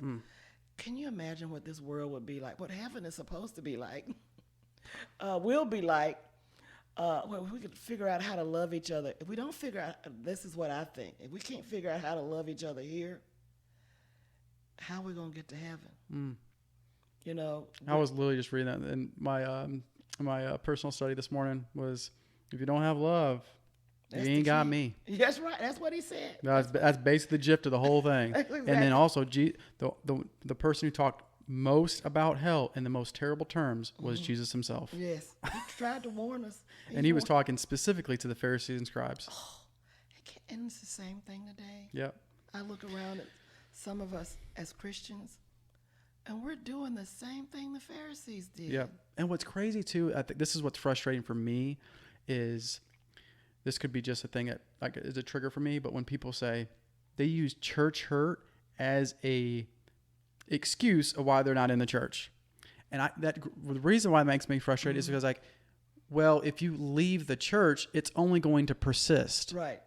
Like Christians need to be strong enough to join churches, be member of churches, and get the wolves out. Right. That's our job. That's a big job. Yeah. Not everybody can do that. No. Not everybody can do that, because sometimes wolves started the church.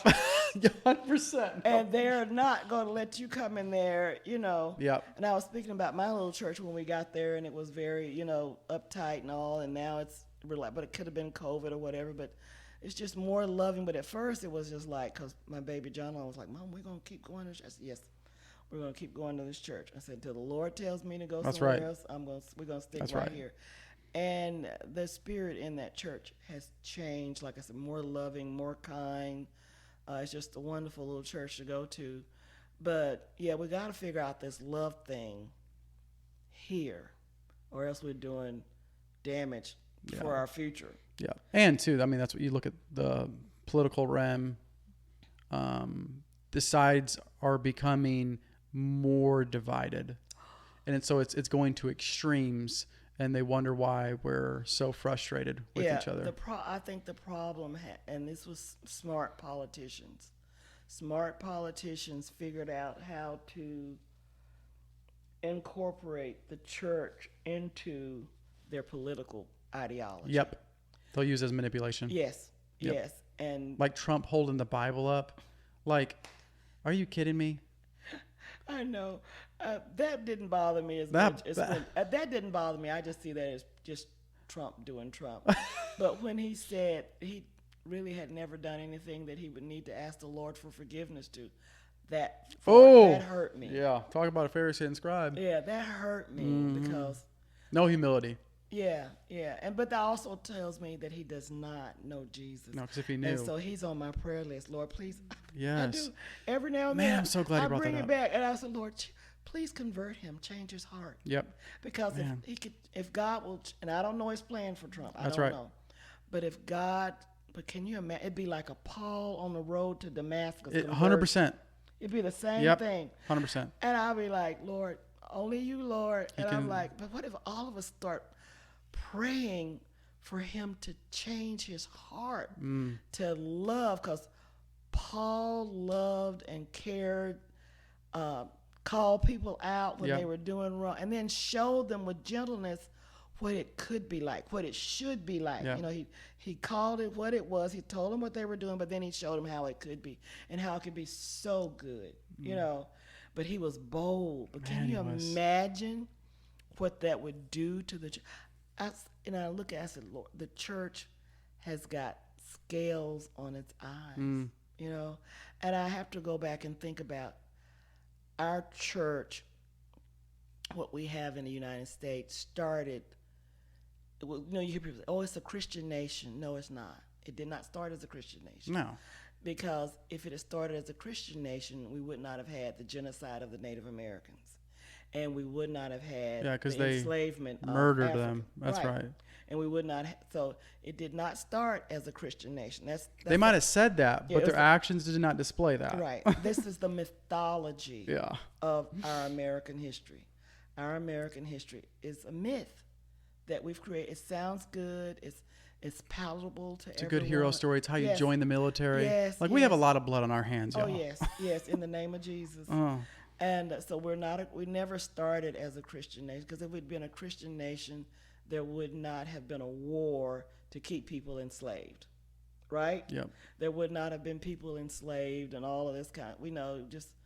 It would not have happened. So we're not a Christian nation, and we have a Christianity that is whitewashed into this mythology of Christianity, and that this Christianity that we hold says that some people of greater value to God than others.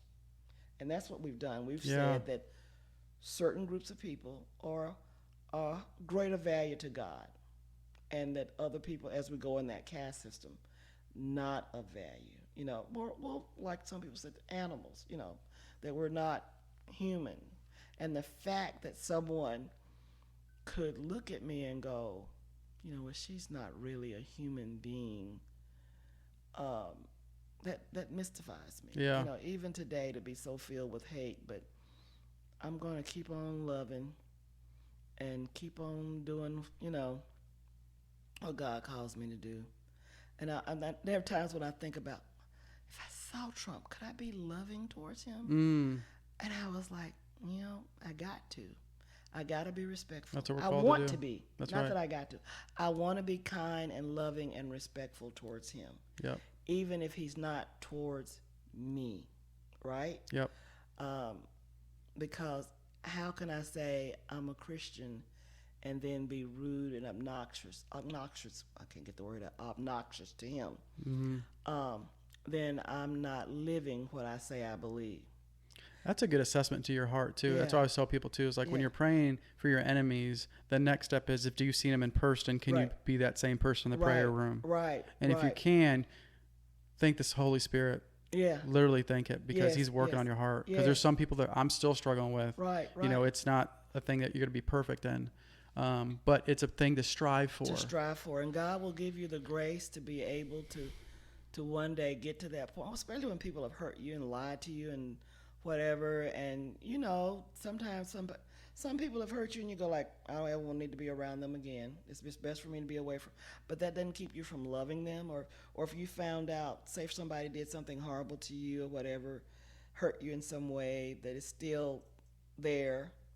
And what you've done is being able to separate yourself from that person. But if you found out that they needed help financially, or they needed prayer, they had cancer and they needed prayer, you would pray for that person. And if they needed money, you would give money through so and so for that person.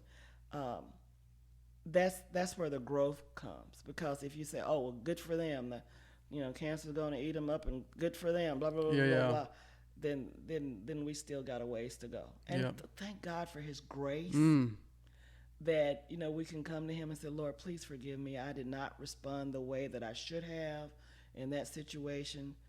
Please forgive me and give me the opportunity to make it right. And that still may not mean that you and this person become buddy, whatever. Or ever talk again. Yeah. But the most powerful thing you can do for someone is pray for them. Yeah.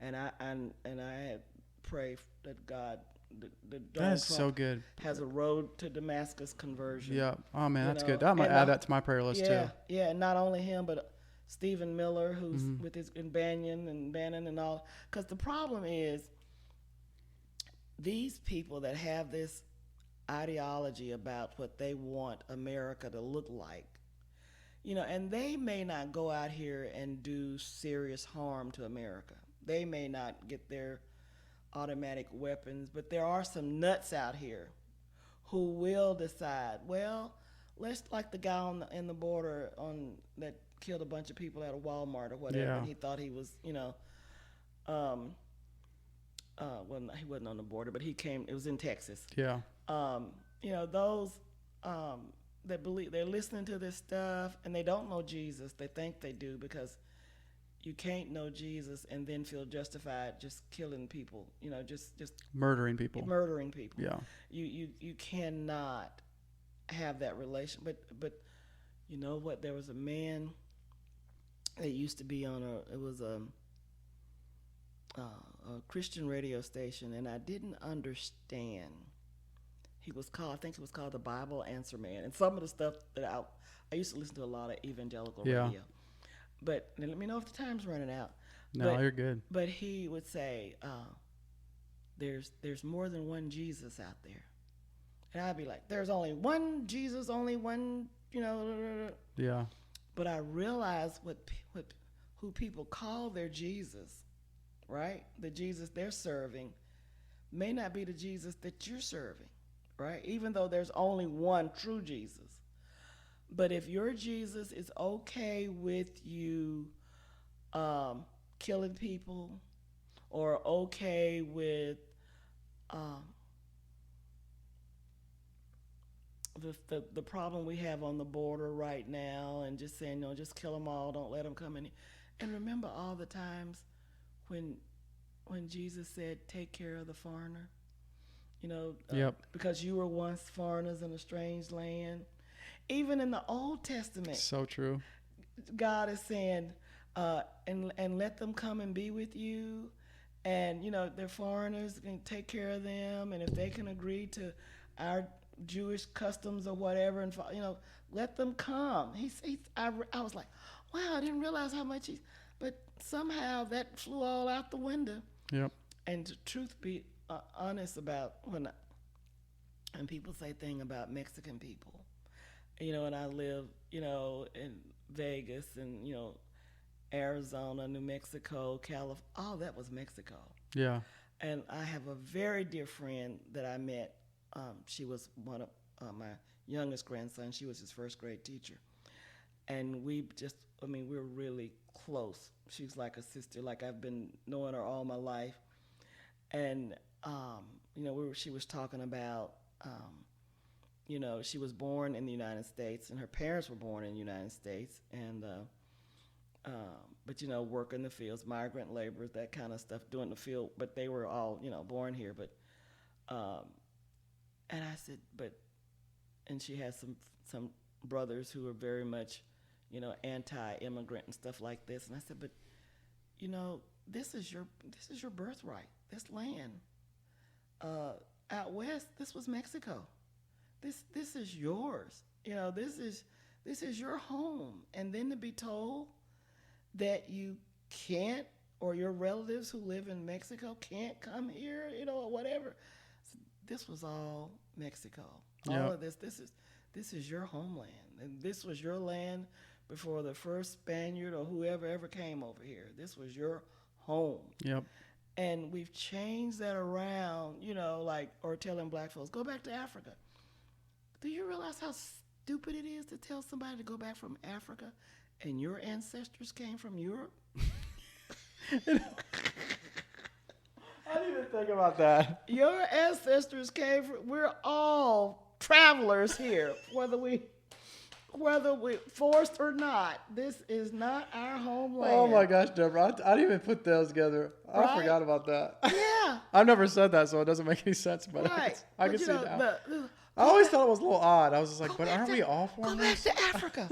Well, the only people that's really supposed to be here are the people who are of Native American descent, which the Mexicans were because of the Aztecs or whatever, but, or, over on this side, over there, and then all the natives, the tribes that we had here that we demolished so many of them. I mean, we were here. I mean, they were here. This is their home.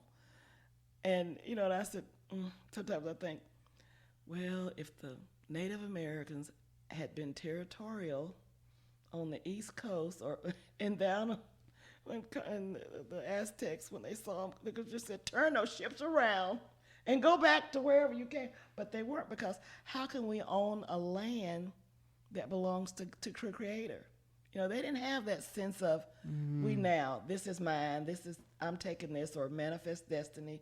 Wherever you put your foot, that land becomes yours. How arrogant is that? It's like the question should have been, God, what do you want me to do with this land? Right. It's yours. Yeah, it's yours.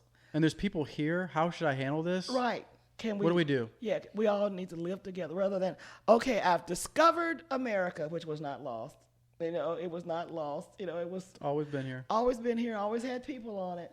And now I claim it for England or Spain or Portugal. They talk about Columbus traveling. I'm just like, oh, yeah. He probably is not the only one who made that. He was not.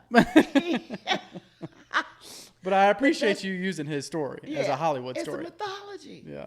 Our history is mythology. We don't have the truth of America.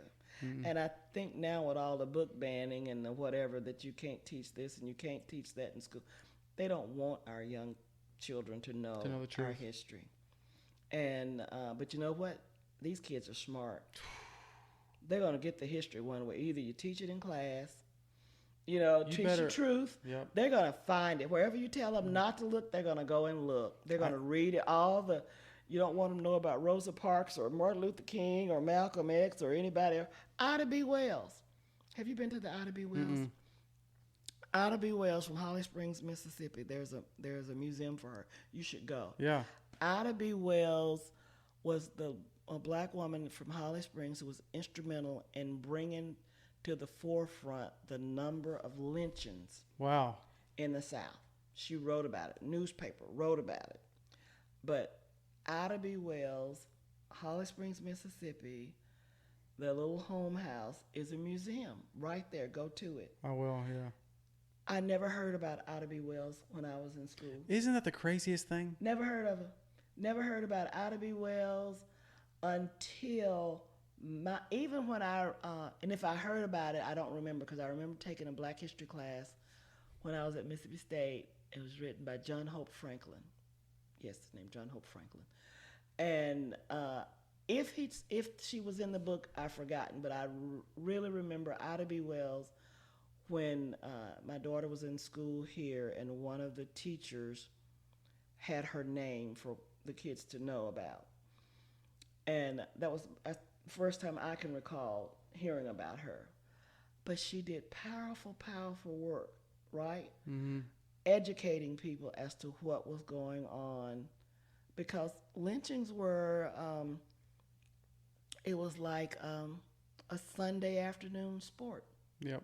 You know, newspapers say, "Oh, we're going to have a lynching on Sunday," you know, or whatever, and which would be a horrible thing to do to someone, but you would bring out the kids and everybody, and you know they'd have a picnic. Yep. And watch somebody be burned and hung, you know, and it was like, wow, and then sell the bone that was left for souvenirs. I'm like,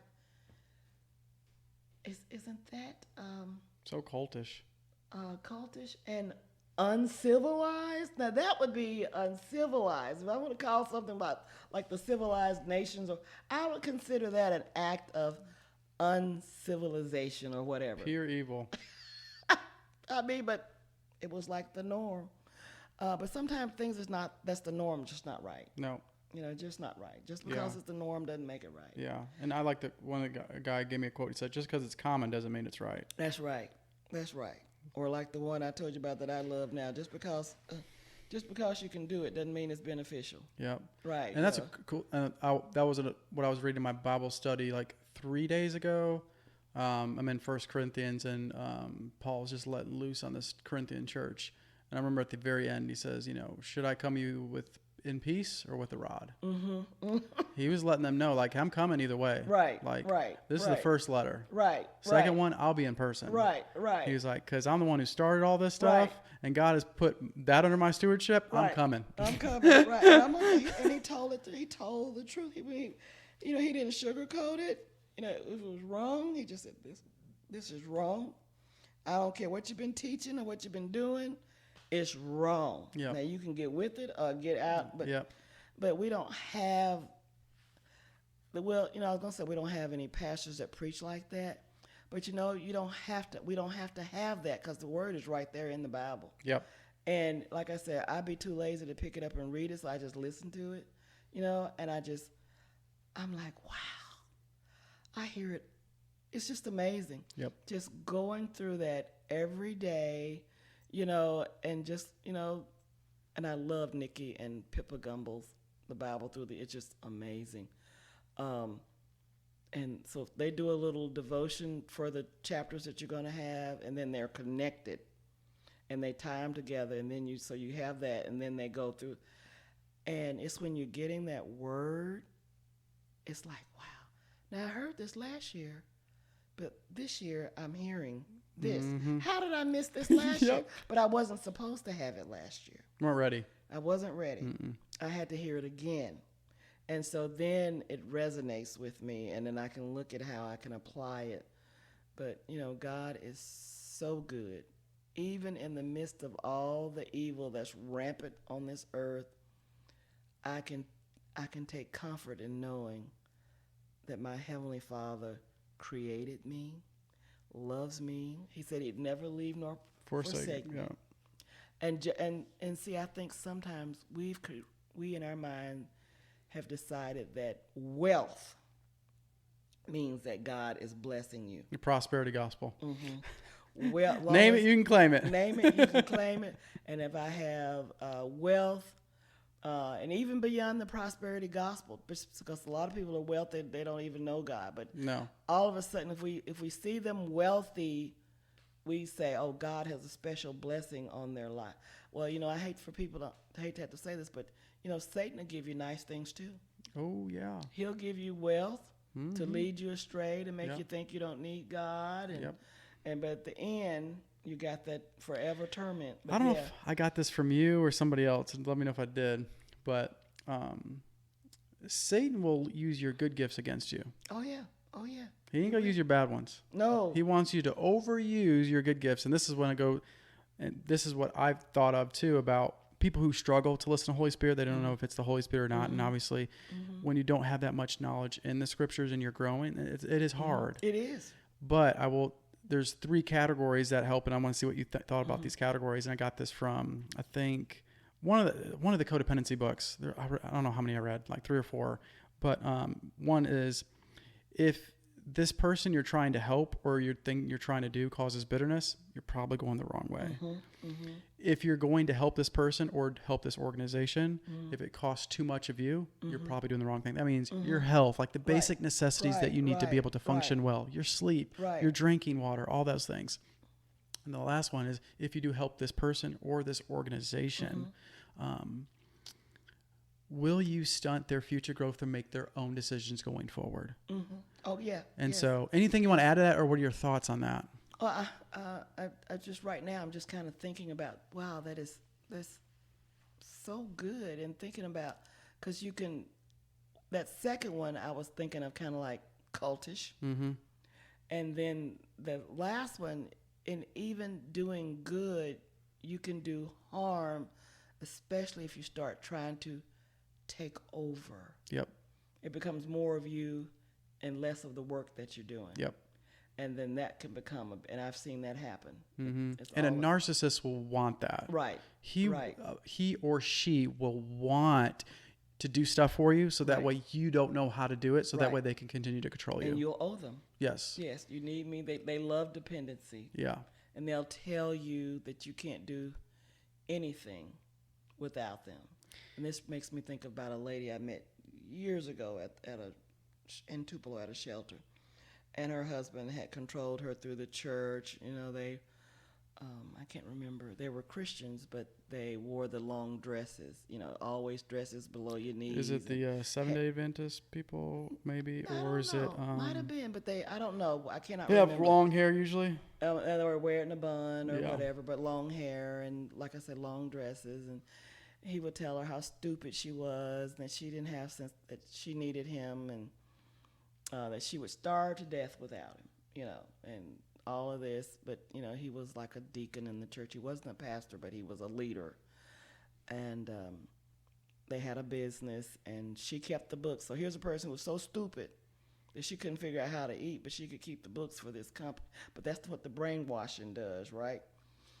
This man beat her son. They had 2 sons, beat the sons, molested one of the sons, who became an alcoholic and drug addict and all of that. But one day he was gone out of town, and she was probably in her 50s at that time. But she came to the shelter. She had her car loaded up, and I don't know how she found out where the shelter was. I guess she'd been doing her research, but she knew where it was. She came, and she had her car loaded up with her stuff, and she was blowing her horn, because they had a gate, just blowing the horn, please let me in, please let me in. And, you know, we let her in. And she was like, oh, thank you, thank you. You know, her husband, like I said, well, he was out of town. He was like in Arkansas. But in her mind, he was right there. And this was before a cell phone, so it ain't like he could have tracked her or whatever. Right. And so we got her in the house, and, you know, she was just telling us her story. And she stayed there maybe 45 days, and I remember her being at a group, and so the group was open to women at the shelter and women in the community. But she said to the young ladies that were there, she says, I've been here 45 days, and I've not been hungry, not one day. But remember, he had told her, you're so stupid that you're not going to even know how to eat. That's right. And what they looked at her like she was crazy. But then I said, well, you got to tell her what you're talking about. But that lady went on and finished high school, because she married young, you know, before she finished high school. Which narcissists love. Right. They love young women. But her parents first, her daddy ruled her mama. So, you know, and then daddy picked out this man in the church for her to marry. Oh, yeah. Went on and went to college over there at ICC. And, of course, I lost touch with her. But all of these things were open to her afterwards. But that brainwashing, your daddy told her she was, you know, and her husband would beat her, but he would always beat her on her thighs. So no one could see it. Right. Her long dress would cover her, you know, never on her arms and all this kind of stuff. And then he was a pedophile, and, you know, she tried to make a report and all of that stuff. And they didn't, you know, her husband was a better liar than she was telling the truth. And, you know, they investigated, but they didn't do anything with it because her son, who was the alcoholic and become a drug user, he just didn't want to have to, he Deal with it. deal with it. And so, but I said, but you did what you could do. When you got out of that, you reported it. Yep. And I said, so that's all you can do. And but I don't know what happened to her, but she finally, and she realized how the church had been used to control her and her mom, Yeah, it's the worst type of narcissist is a narcissist who's a Christian. Because they can put the word on you. They are so good at manipulating. Yes. It is But are they Christians? They're not. Because if let me take it back. A professing narcissist who thinks he's a Christian is the worst form of narcissist. Probably a better way to say it. Yeah, because a narcissist is constantly thinking about self. It's all about and operating out of deep, deep shame. Right? Because, like, a person who's and I'm thinking about a man who abuses, right? Yeah. You tell your wife she's nothing, she's stupid, she's dumb, she's this.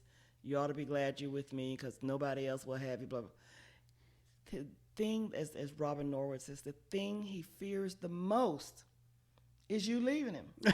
100% he does. Right? Yep. But he could keep you there by being kind to you, respecting you, loving you, cherishing you. Yep. You'd stay there. Yep. Love him. Yep. But in his mind, I want to make you so afraid because he thinks that if kindness won't keep you there because you find, you'll leave me. Yep. But if I break your soul, but the thing he fears the most is being alone. So you're right. They operate with the sense of I'm not enough, but they've learned to, and some narcissists have narcissistic parents. Yep. And they learn, Yep. But yeah, that's their biggest fear. And that's why they go crazy when that wife finally leaves, And the crazy thing is what I noticed, because I have a friend who's leans definitely heavy towards narcissists. I don't know what the label, because I haven't been in those circumstances because I have such good boundaries. But narcissists love and they hate boundaries. Right. So they will avoid you like the plague if they know you got good boundaries. Once you figure out who they are, they don't want to come. They don't want, because they'll know you'll know who they are. Right. And one of the things that I've noticed too is they have so much shame from whatever their experiences with traumatic experiences that they had, that they're actually afraid of being known. Oh yeah. Yeah. Truly known, because then they'll leave. So instead of you leaving me and actually knowing who I really am, I'm going to hurt you. So that way you stay. Right.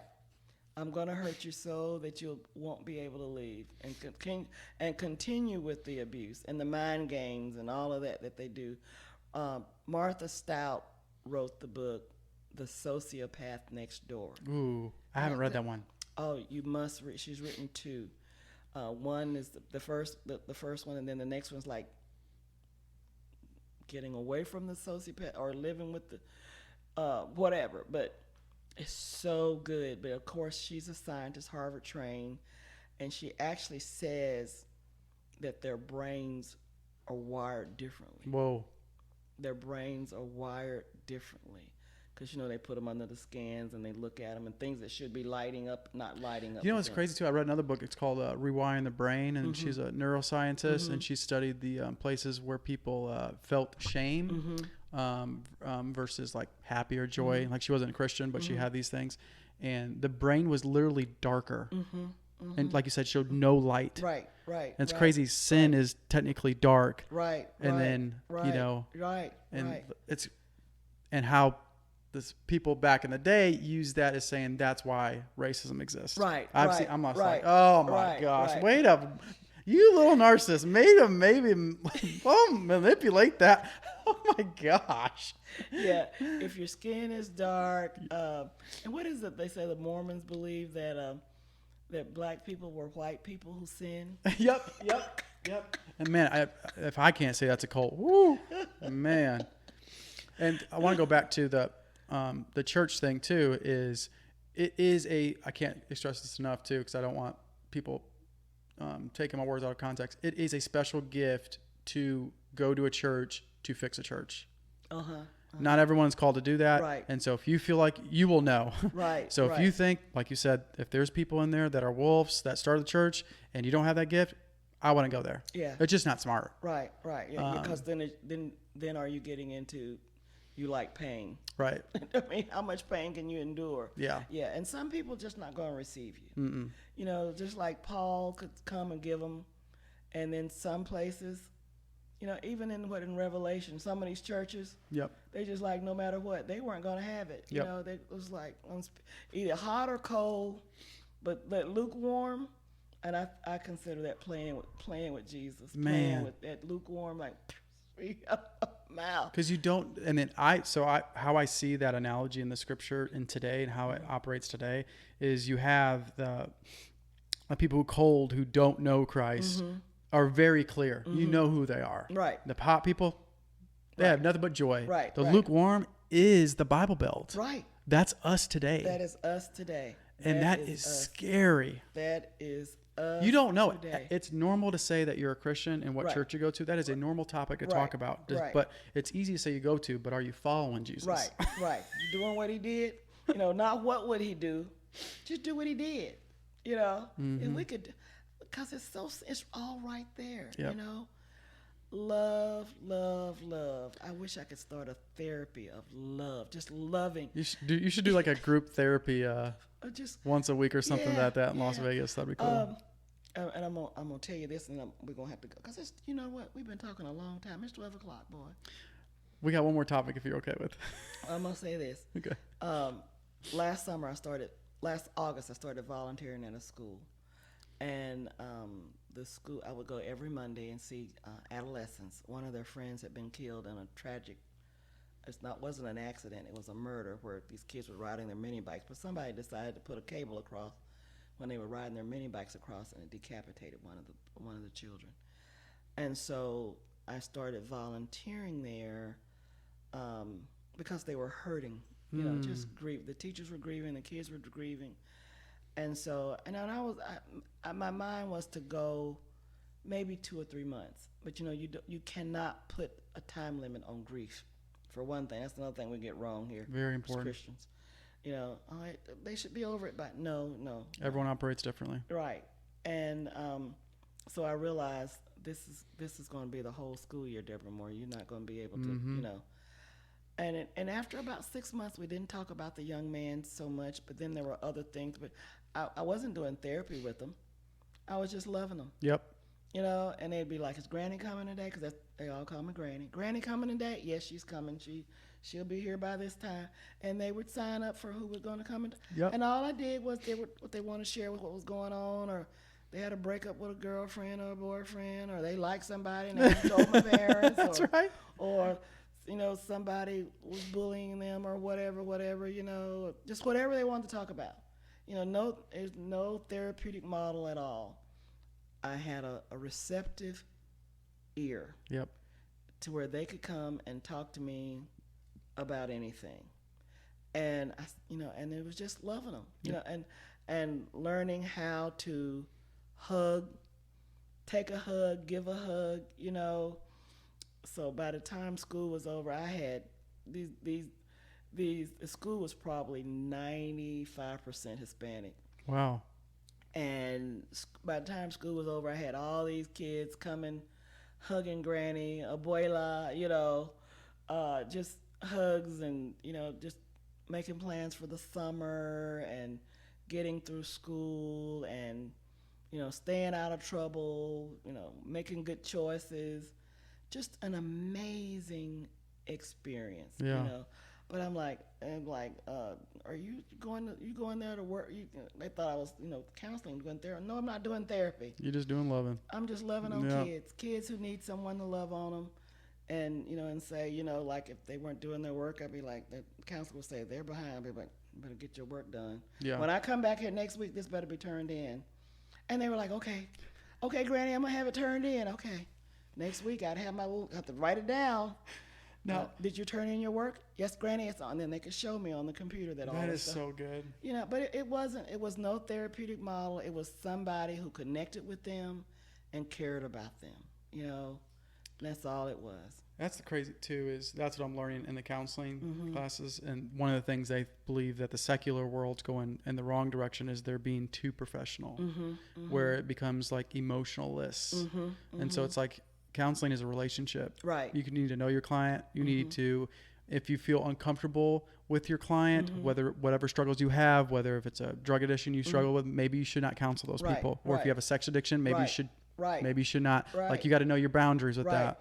that. But that's one of the things too, is it's like we're lacking relationship and loving them. That's what people really are desiring Right. that. And you can get that through the Spirit. Right. Right. But talk about the impacts too, just from your own experiences of traumatic grief and codependency and how that can really affect your weight gain.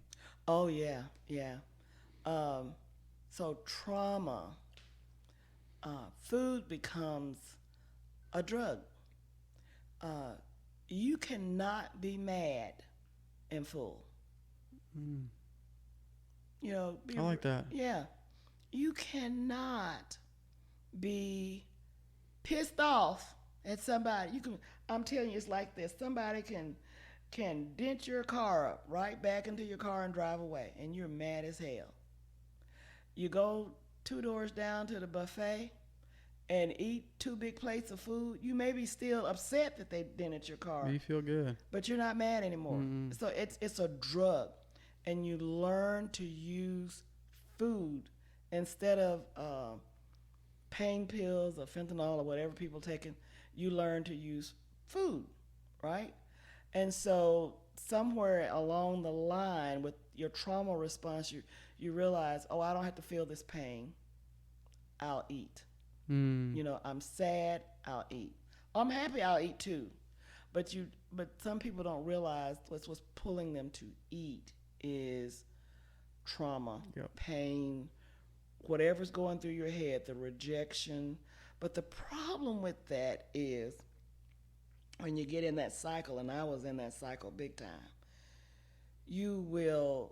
that little, what they call food noise, will be in your head telling you to eat.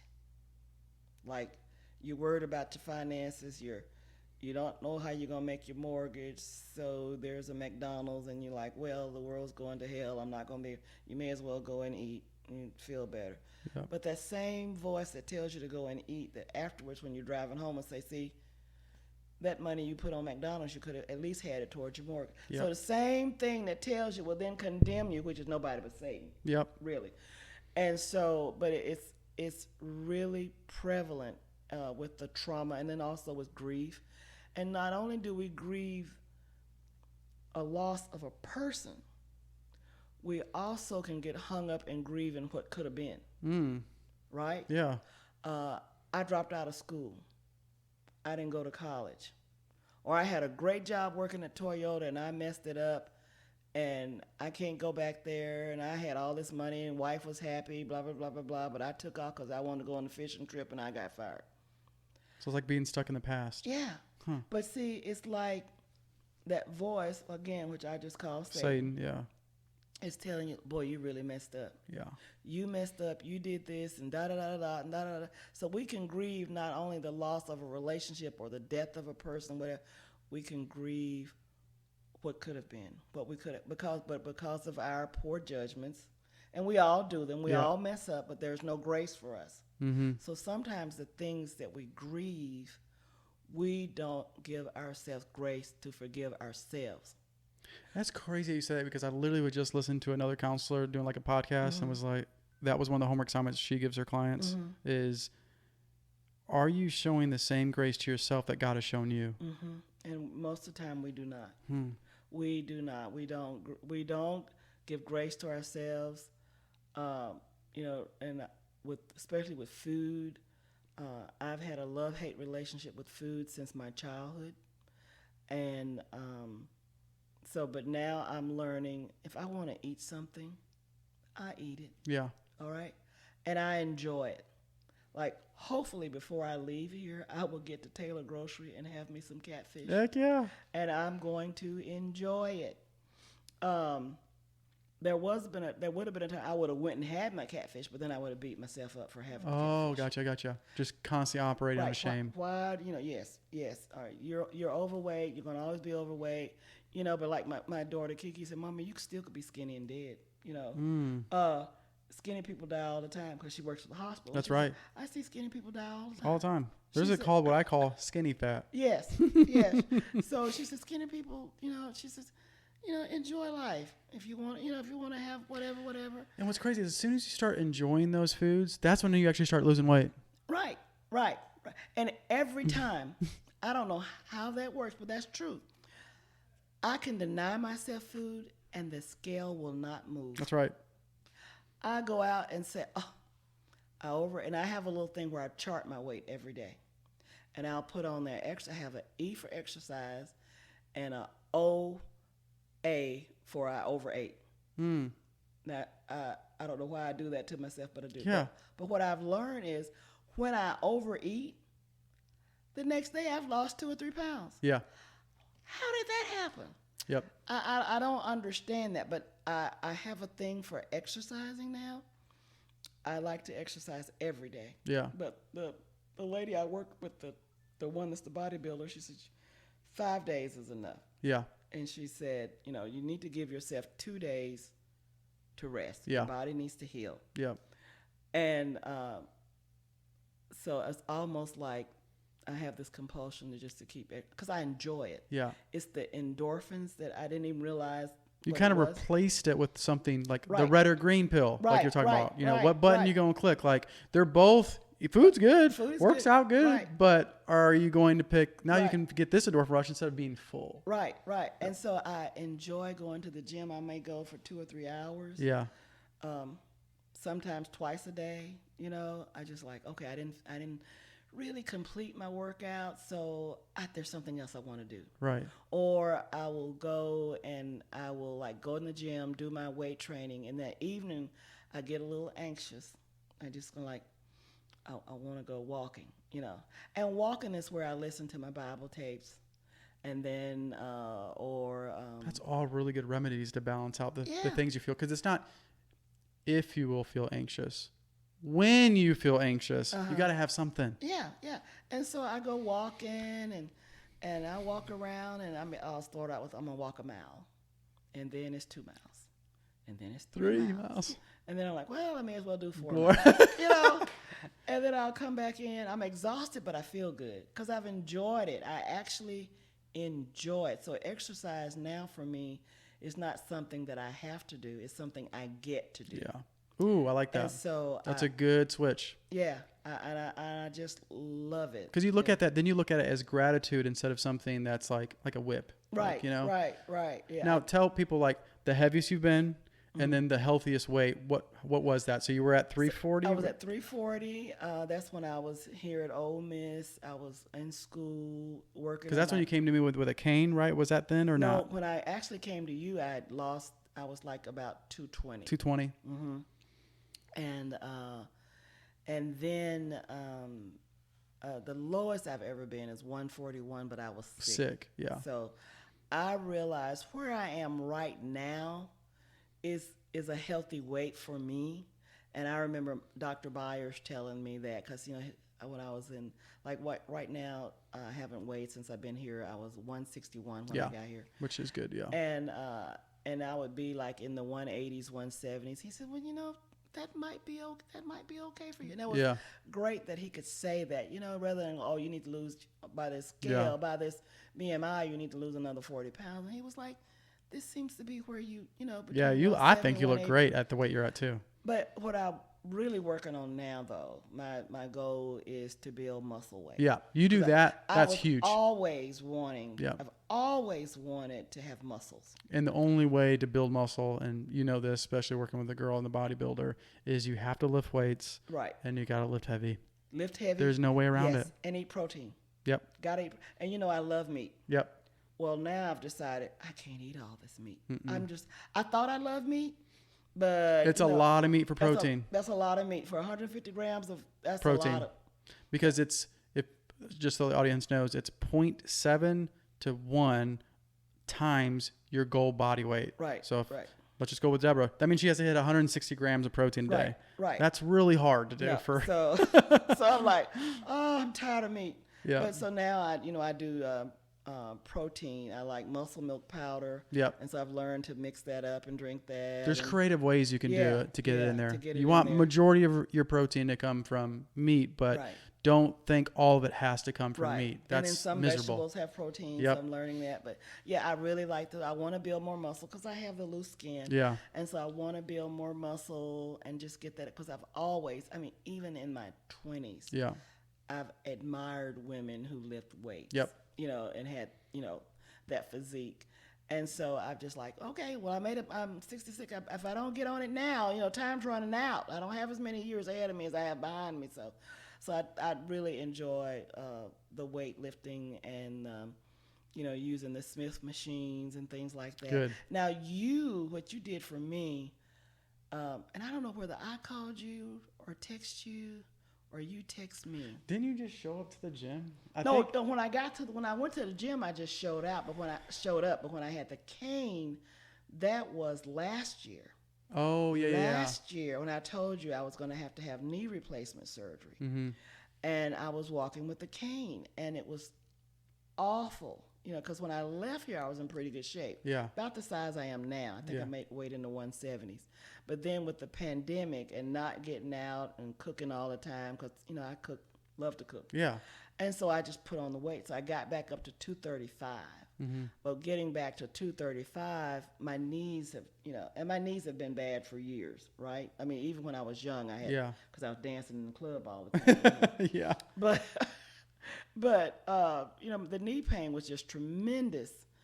And so, you know, you go to the orthopedic doctor, and then they give you shots in your knee with the steroids. But Yeah. whether it's truth or not, but it seemed like the shots, they helped my knees, but then my appetite became voracious. Yep. 100%. Oh, I just wanted to eat. I mean, I would wake up and just think about, oh, I just got to eat. You know, Yeah. and I was like, this is not working, you know. So I stopped the shots. Yeah, the cortisone shots will do that. I had to stop the shots because I said, this is working against me. I need to get weight off my knees. But these shots, which stopped the pain, but I was putting more weight on my knees. And so for some reason, we connected again. And I told you I was going to have knee replacement surgery. And you said, no, you don't. You got to build up your quads and your hamstrings. And that's going to take the pressure off your knees. And then you sent me that program through True Coach. Yep. And I started going. Yep. Yeah, we built a custom program. 3 days a week. I went faithfully. First, I was a little scared about going in there. You know, that's always the big thing. Super scared, yeah. So super scared about going in there. And there was all these folks up in there. You know, it was just packed with people in general. Like, but the people who worked there were so nice. You know, it's Miss Debra, come on in, Miss. That's so I would come. Cause I know I came all the time, but and so forth. Now I can just walk in there and I don't even check in. They say, just go on in, Miss Debra. They know. They know. They're like, go ahead. Don't worry about, because I'm always fumbling with my phone to check in. You know, just go on in. But once I started, you know, and like on the treadmill, that first mile. Oh yeah, God. You said you was bad. Yep. Oh, I was like, my knees are killing me, but you know, now I can run on the treadmill. You know, do HIIT on the treadmill. Tell them how old you are. I think it's important. 66. 66. 66. I'll be 67 in December, but I love it. So in January, I started working with the trainer because I saw her at the gym. Mm-hmm. She's 66 too and all muscled out. And I was like, I want to look like her. Heck yeah. And so I was talking to her and she said, well, I'm a trainer. My husband's a trainer.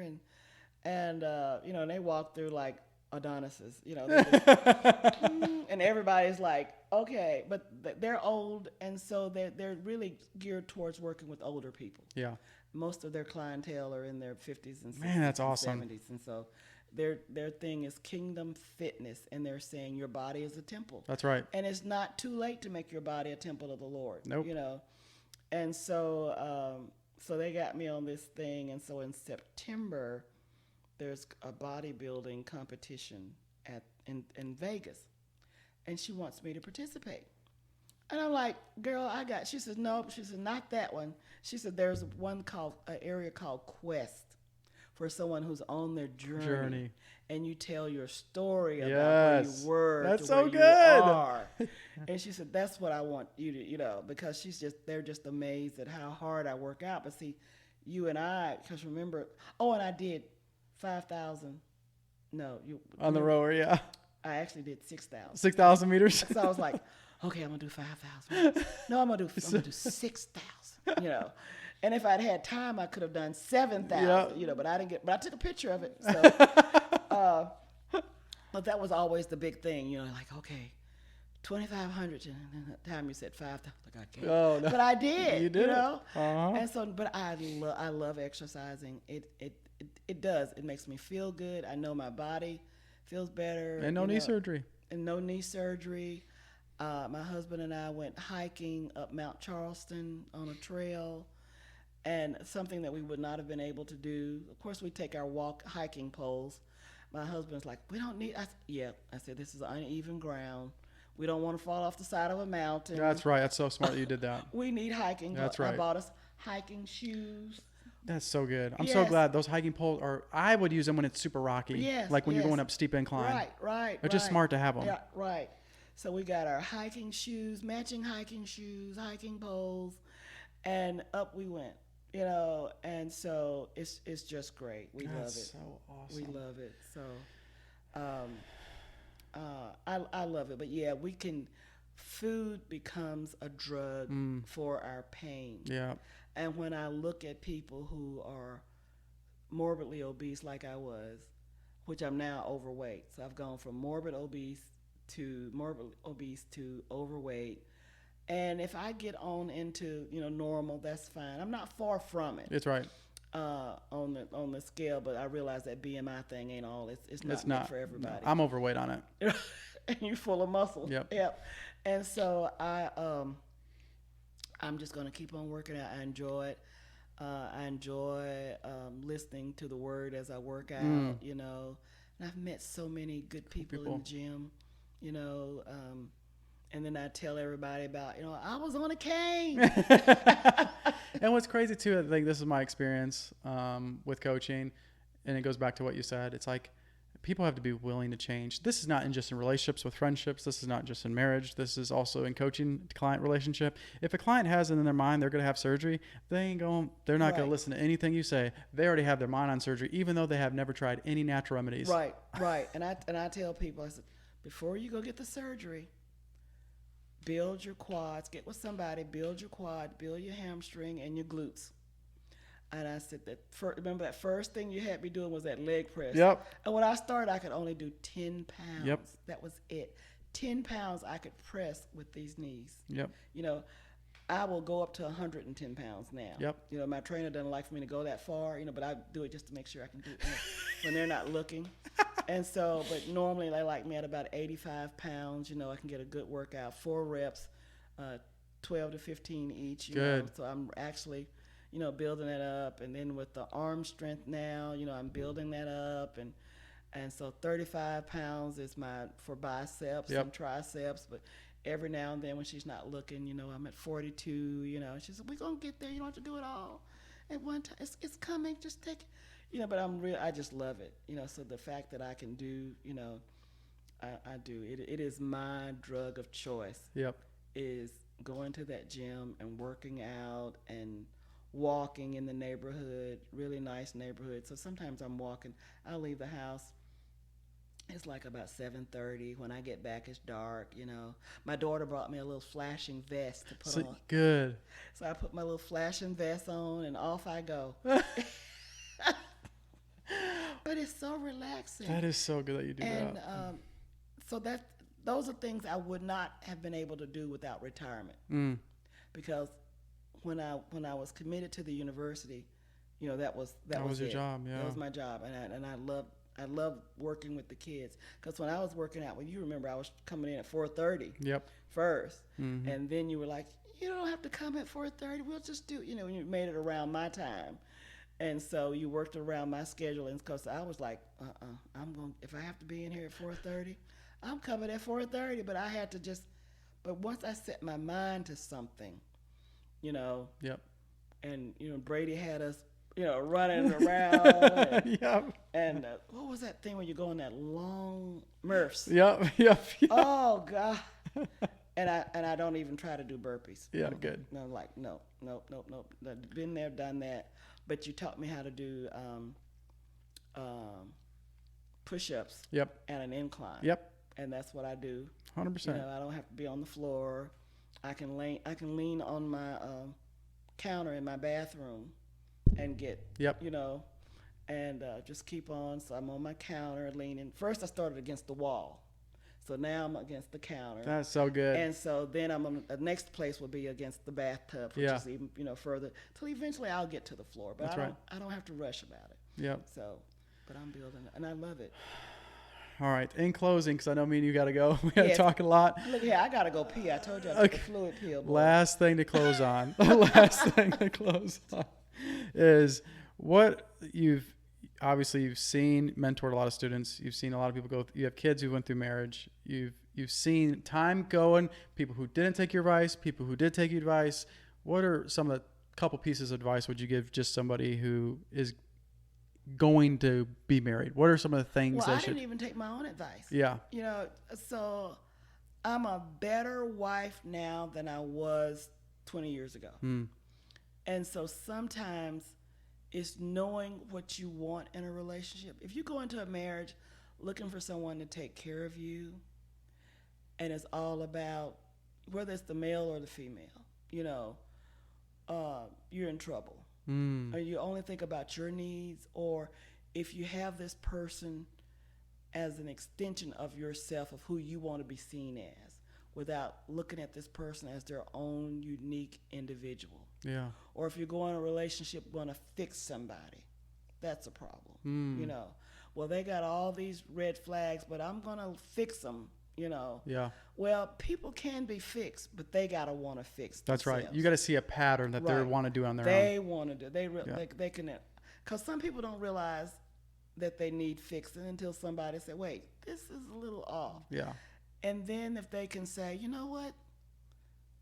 I see where you're coming from. I need to work on that." Not rather than getting, "Who are you to be telling me?" Like you in the book. Yep. Who are you to be telling me? Blah blah blah blah. I'm fine. I'm 35. I'm 50. Whatever. But deep down, when you're not right. That's right. And either you care enough about that person to move with that person, to be the type of spouse that you need to be, or that you should be with your spouse. My husband and I are totally different. We are totally different as night and day. But I try to do things now to support the things that he likes as well. Like walking up that mountain. That was me. Yeah. He did that for me. Yeah. Right? Because that morning we had planned to go earlier, but we had to do something at the church, right? And I was like, wow, we're not going to get to. He says, I know you really want to go, And I said, yeah, I really want to go. He says, well, we'll just go after we get through our morning church stuff. We'll go. And off we went. But he would have been just as happy at home watching sports. He's a sports person. But he knew it was important to me. Yeah. And when we enjoyed it together immensely, being able to walk up in nature and, the wind blowing through the trees, and it was just the sound that it makes, and seeing, we both thoroughly enjoyed it, and we planned on our next hike. I've learned to, with him, because he loves sports. I mean, he really loves all sports he watches. Yeah. And I watch sports with him. What's that? Fox, Skip. Yeah, Skip's Bailey Show or whatever. Because sometimes I just want to slap Skip's face. Yeah, he's a goof nut. I'm like, Skip. But we watch it because it's important to him. That's right. And like my watch, I have ESPN on my watch, and so I get a little notice when something has happened. So we can be up to date on stuff. Yeah, and I'll call him, oh, did you know that so-and-so signed so-and-so today? And he's like, oh, I missed that, because he's got the babies there at the house, because we babysit our kids, and we love our grandkids. Yeah. And but I might be out and gone, at a school or whatever, but he's keeping the babies, and stuff like that. But so that's a connection for me. Now I do love football. I love professional football. I love college football. but I've learned to love it all, and I've learned to watch Stephen A., who I sometimes want to choke him too. Yeah. And we'll talk about, and we can have conversations about that. Yeah. He knows that I love growing stuff in the backyard, right? So he'll water my flowers for me. He did not grow up with dogs. I love dogs. We have 3 dogs. The 2 little chihuahuas that you knew before, we still have them, and then another little dog that sleeps right between us. So he's out there, you know, dogs, and they have a little pooping spot, and he's cleaning up. This is a man who did not grow up with dogs. Had no intentions of having, but he knows they're important, and now he loves them. Sometimes I get jealous of him talking to the dogs instead of me. But things that we do to support each other, and that's that to show that we care about. Yeah. 'Cause loving somebody is more than saying I love you. That's right. You know, people can, you know, an abusive man will hit you and say I love you. Don't you know you made me do it? I love you. Yeah. No. If you love me, you wouldn't hurt me. No, you wouldn't tell me awful things, you know. So I have learned that in my mind, what I thought was demonstration of love, people show it in different ways, and being able to understand their love language. Yeah. And so we have a good relationship. I'm always on the move, always going, and he's learned to allow me that. Rather than you ought to stay home and blah blah blah this and this and this. Because then when you are home, this is what I realize is once you give people the freedom to be their authentic self, when you do spend time with the other, it's much more rich. Oh yeah. And we listen. This is how we. I'm in the bedroom with my TV on, and he's in the living room with his. Because I wanted to make sure he had a big screen TV, you know, big. Yeah. And he's in there watching his sports or westerns. He loves westerns. And then something will come in, I'll holler to him, or he'll holler to me about something, or he'll come in the bedroom, we'll talk about so-and-so and so-and-so and whatever. And for other people, that might seem like, that's strange. But for us, it works. That works. That's right. It works. It's such a connection. Or like, I've learned to cook the things that he likes to eat, you know, and so I try to have things that he enjoys. And he likes a very neat house. So he's up. Like if you came to our house and you spent the night and you got up and you were like, I'm leaving, I'm going. Before you would be in your car to leave, he'd have stripped the bed and washed the bed. And if you came back in and go, well, I've decided to stay another night, he'd be like, you got to wait till the clothes get through. Get the bed clothes. You don't mess around when it comes to that. Oh, no. Everything is in order, military. Yeah. You know? Everything is in order. It's neat. And like I do all the cooking. And then as soon as dinner's done and we've eaten, he cleans it. He's got the kitchen. Yeah. And he has his way of doing the kitchen. He's going to tear the stove down, clean everything. And at first we'll get on. I'm like, why are you? And I realized, no, this is his love language. You know, he that's him showing me, I appreciate you cooking this wonderful meal.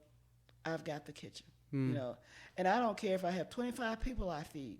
And we have he's like, I got it. That's right. Yeah, because once I get through cooking and all of that, you know. One, he enjoys it. And two, that's how he shows his love. That's how he shows his love. So learning that has been very important to us. And, you know, we like going to the movies. You know, when you're old, you know, and that's where the love, because see, I think people get mixed up. They think love is sex. Oh, I'm so glad you said that. It's not. And that's why people keep moving from person to person to person. Because when the sex slows down, you think, well, I got to find the lust. But the lust is not love. The love is what lingers when the lust is gone, you know. And that's, you know, you got to be able to have that connection. Yep. You know, if somebody gets sick, you know, somebody gets sick with cancer and their marriage breaks up. Well, because you didn't have anything other than lust. You didn't see yourself being there for better, for worse, sickness and in health. You really didn't, you know, it was the lust part. And so as you get older, you realize that there are other things that bring you joy. You know, seeing him smile, seeing him be happy with something, or, you know, him with the grandkids. Oh, my God, he's such a wuss with them 2 baby girls. Oh, honey. He could sit there and take care of babies all day. And I was like, who would have known? Who would? But it brings him joy, you know, he's now training to be a deacon. That's awesome. So the deacon board and all of that. I mean, which he'll be perfect at with his skill set. Yeah. His skill set. Yeah, he loves it, And, he'll be, oh, why are we having meet? First one there at the church. Fussing about going first one there. I'm like, yeah. Okay. Yeah, this is okay. your thing. Yeah. Well, thank you so much for coming on. Thank you for all the things you've done for me and poured into me. And I love you. You're I my love son. you too. You're my boy. And when I say boy, it's not disrespectful. It's from the heart. You're like my baby. And I'll always be your little boy. Okay? yes, That's right. yes. I don't care how old I am. That's right. I'll be like, boy, you better do. And thank you for pouring into all the students that you've been here I too. love them. And the love that you're taking to Las Vegas. Yes, like God I is love using it. you, and it's Yeah, incredible I to see do. I love it. how I you're love it. finishing the race strong. Yes. That's the beautiful thing That's about that. That's the thing. I want to finish the race with love. Mm. I do not want to leave this earth without loving people. Mm. Amen to that. And yes, cut this thing off because I said I wasn't going to All cry. right, we're done. Thanks, y'all.